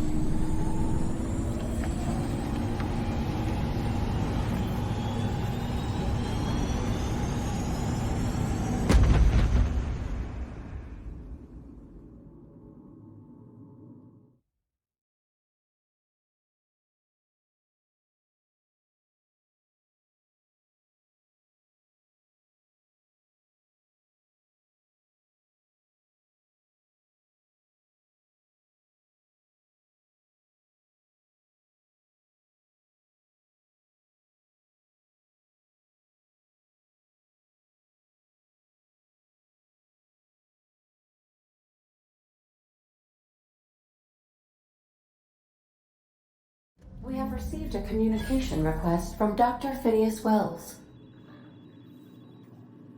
Aha, there you are. Hale and hearty, and captain of your own ship. I see you're putting the Unreliable to good use. Shame about her former captain. Horrible way to die. How are you feeling, by the way? I lost track of you in that cave back there. Experiencing any, unnatural drippage? Perfectly normal side effect of thawing, I assure you. What you saw in Emerald Vale is happening all across the colony. Food shortages, lack of supplies, and basic necessities. We're dying. The chairman, the minister, and all their lackeys on the board are to blame. The Hope has some of the brightest minds Earth ever sent us. If we can revive the Hope's colonists, they can help us undo the board's mistakes. They can help us set things right. You need to get to Stellar Bay on Monarch. I have contacts there. They'll help me, help us, find the chemicals to revive your fellow colonists. Gladys Kilkelly, lovely woman, runs a cozy little black marketing outfit on the Groundbreaker. She can get you a nav key to land on Stellar Bay. Excellent. I'll send her a wireless. Let her know you're coming. By the way, I gave Captain Hawthorne a disguise apparatus of my own design, cutting-edge technology, years ahead of its time. I call it the Holographic Shroud. I'm sure it will prove remarkably useful to you. You'll find it in the captain's quarters. Excellent. I'll contact you once you've found a way to get to Stellar Bay. If you have any questions, come see me in my lab. And remember, don't trust the board. They'll try to win you over with promises of wealth and power, but it's a lie. The board's only interested in filling their own pockets. If we don't put a stop to them, they're going to run this colony to the ground. Transmission ended. If you are ready to depart, please select a destination on your navigation terminal.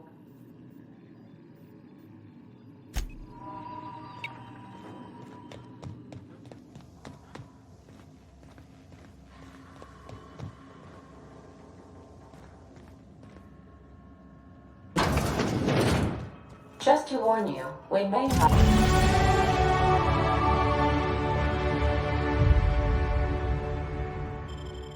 a bedbug infestation. I am investigating non-toxic extermination measures. Non-toxic to you, I mean.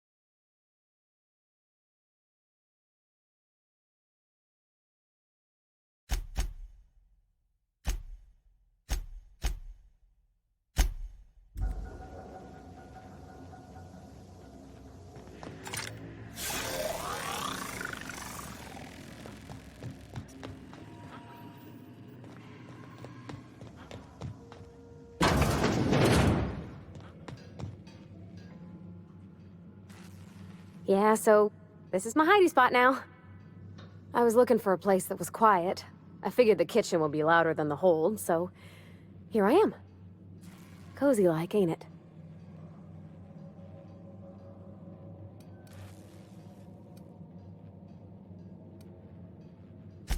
That's in pretty good shape considering how hard Mr. Hawthorne ran it. It's a Yakita LHA 120, A2 model, I'm pretty sure. The Block 2 design scooshed in extra cargo space but didn't change the stock engines. Probably a touch underpowered, huh? Accurate in all particulars. I conclude you are Edgewater's board-certified mechanic.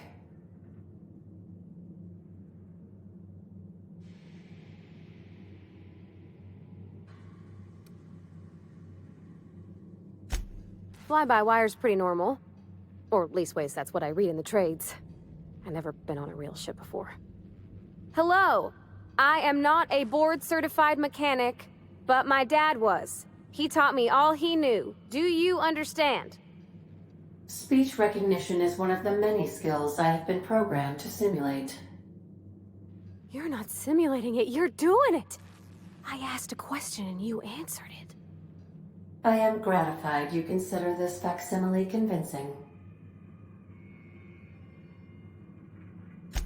I don't see any holes in the hull. I'll take a good squint at her, make sure everything's tip-top. But I think we're cooking with plasma torches. You can do that, you know. My dad taught me how to make grilled cheese sandwiches with a plasma torch.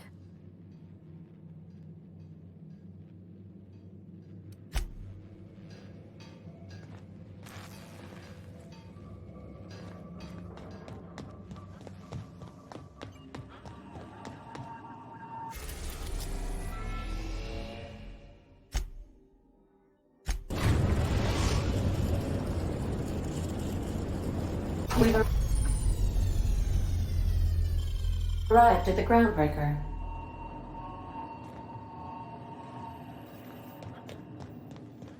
Got a sec? Hey, Captain. I heard that Groundbreaker's got a real good engineer. A lady named Junlei Tennyson. I was thinking that maybe I ought to meet her. If you got time to swing us by, I mean. I don't got much experience fixing actual spaceships. I bet you a can of Borston beans she could teach me all manner of stuff. Thanks, Captain. I'll be sure to make it worth your time. Did you want to talk about something else? What? You want me to leave? Captain, you can't mean it!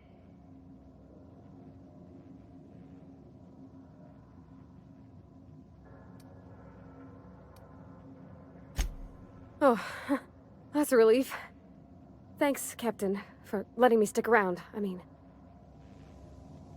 Sometimes I wonder about Mr. Hawthorne. What was he like? Why'd he make the computer a talkie? You think he got lonely, flying about on his own?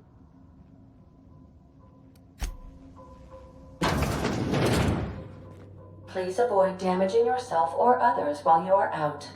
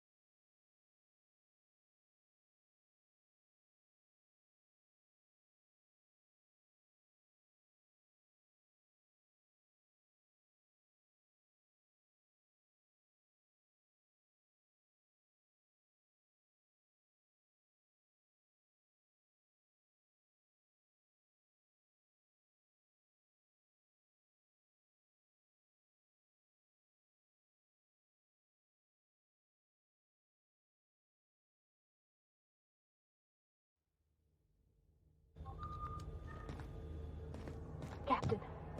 Hey, Captain! I'm in space! I never thought I'd be able to say that!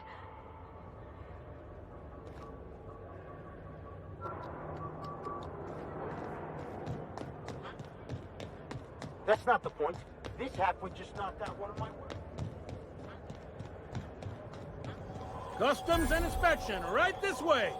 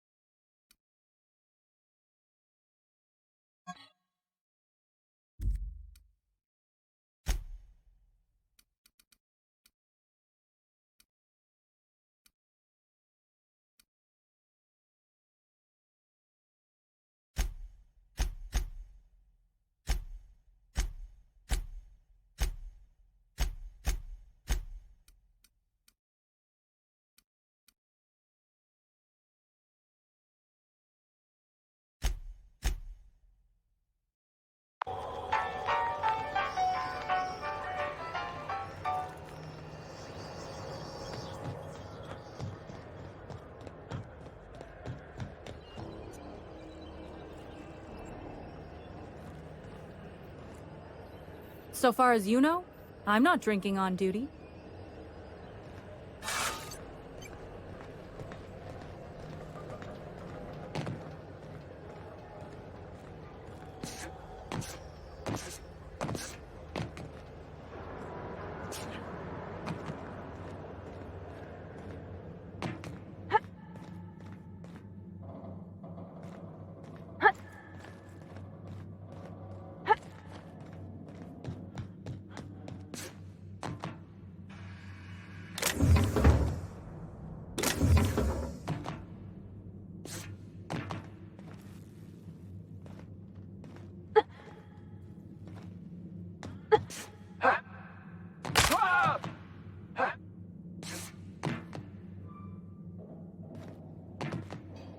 I picked up this weird signal the other day. It was coming from Monarch. Can we talk?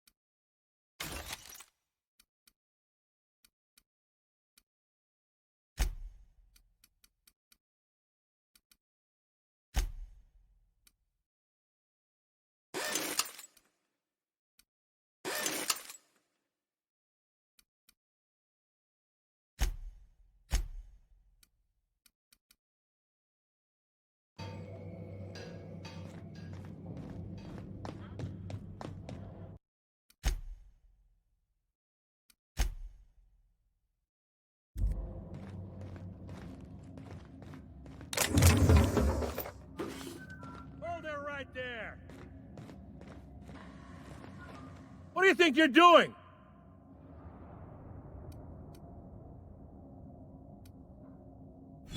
Just don't complicate my job, okay?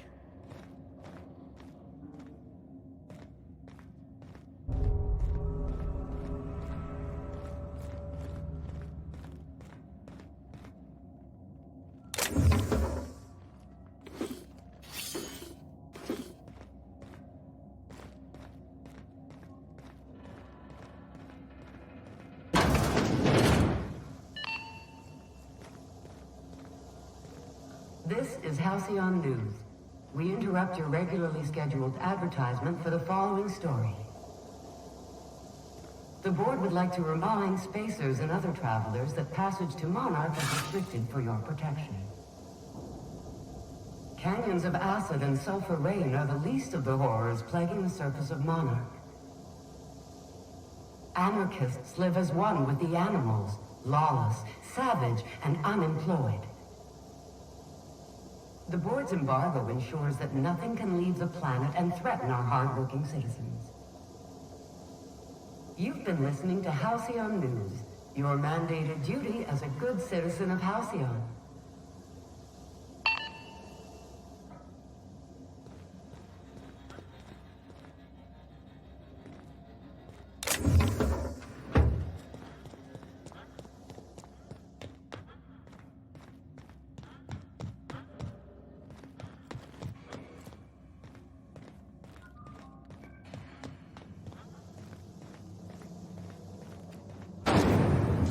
Try not to be distracted by the glare of the adverts. Lots of unsavory types about. For a hard line.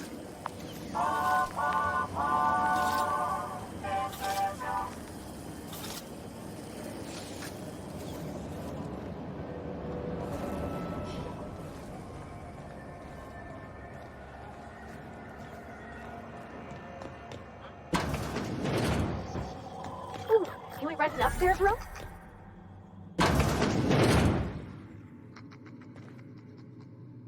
Bless my heart. A stranger come knocking on a poor old woman's door. You here for a particular reason? Or did the neighbors tell you how good my sugar cookies are? Made without a single natural ingredient, or an oven. Just like store-bought. Those have been the height of illegality since Stellar Bay turned their noses up at the board. You and I could be thrown to the void just for discussing such a transaction. Lucky for us, Groundbreaker's a free port. We're outside of the board's control. For the time being, at least.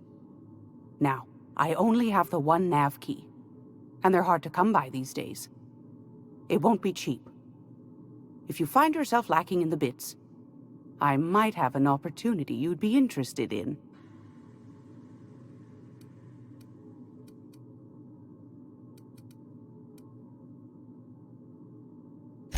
Well, I find I'm in need of a ship captain with a little moral flexibility.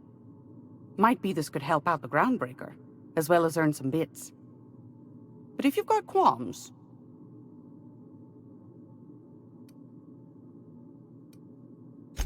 Do you know Edna, over in engineering? Sweet as a pea, that one. On occasion, she'll pass along transmissions I might find interesting. She sent me a recording of a distress signal she'd scraped from the Groundbreaker's comm array. Curious thing is, it came from an outpost called Roseway. And Auntie Cleo abandoned that place years ago. You've got an ear for intrigue and a nose for bits. I like that. Here's a copy of the SOS recording, complete with the coordinates. If you should find a secret worth selling, might be I could find a buyer. Corporate bigwigs will pay top bit for inside information on their competitors. The more we got the corps fighting each other, the less time they got to meddle in our affairs. Don't forget to come find old Gladys when you're done. Anytime, sweetheart. You know where to find me. Here, take a candy with you.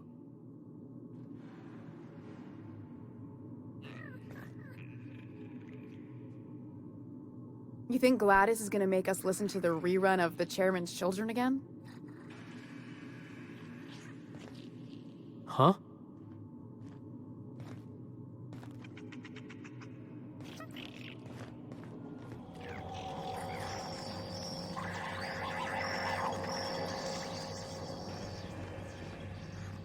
How do you do? And welcome to the Rest and Go. We used to be the Go and Rest, but folks never knew when to leave. Sorry. Business has been slow. Anything to occupy the time.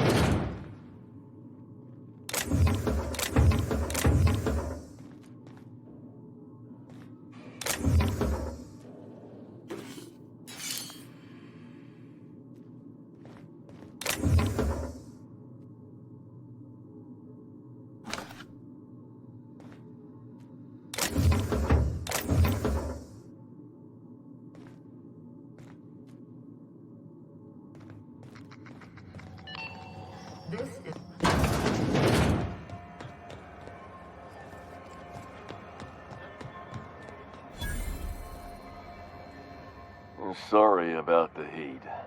Chief Tennyson will get the radiators fixed soon. Of course, this heat sure makes a zero-G brew extra refreshing. It's an ale that's good for what ails you. Oh, and it's not the best choice, it's Spacer's choice. Taste the freedom. A lot of slogans to keep track of. Sometimes I forget. Have a look.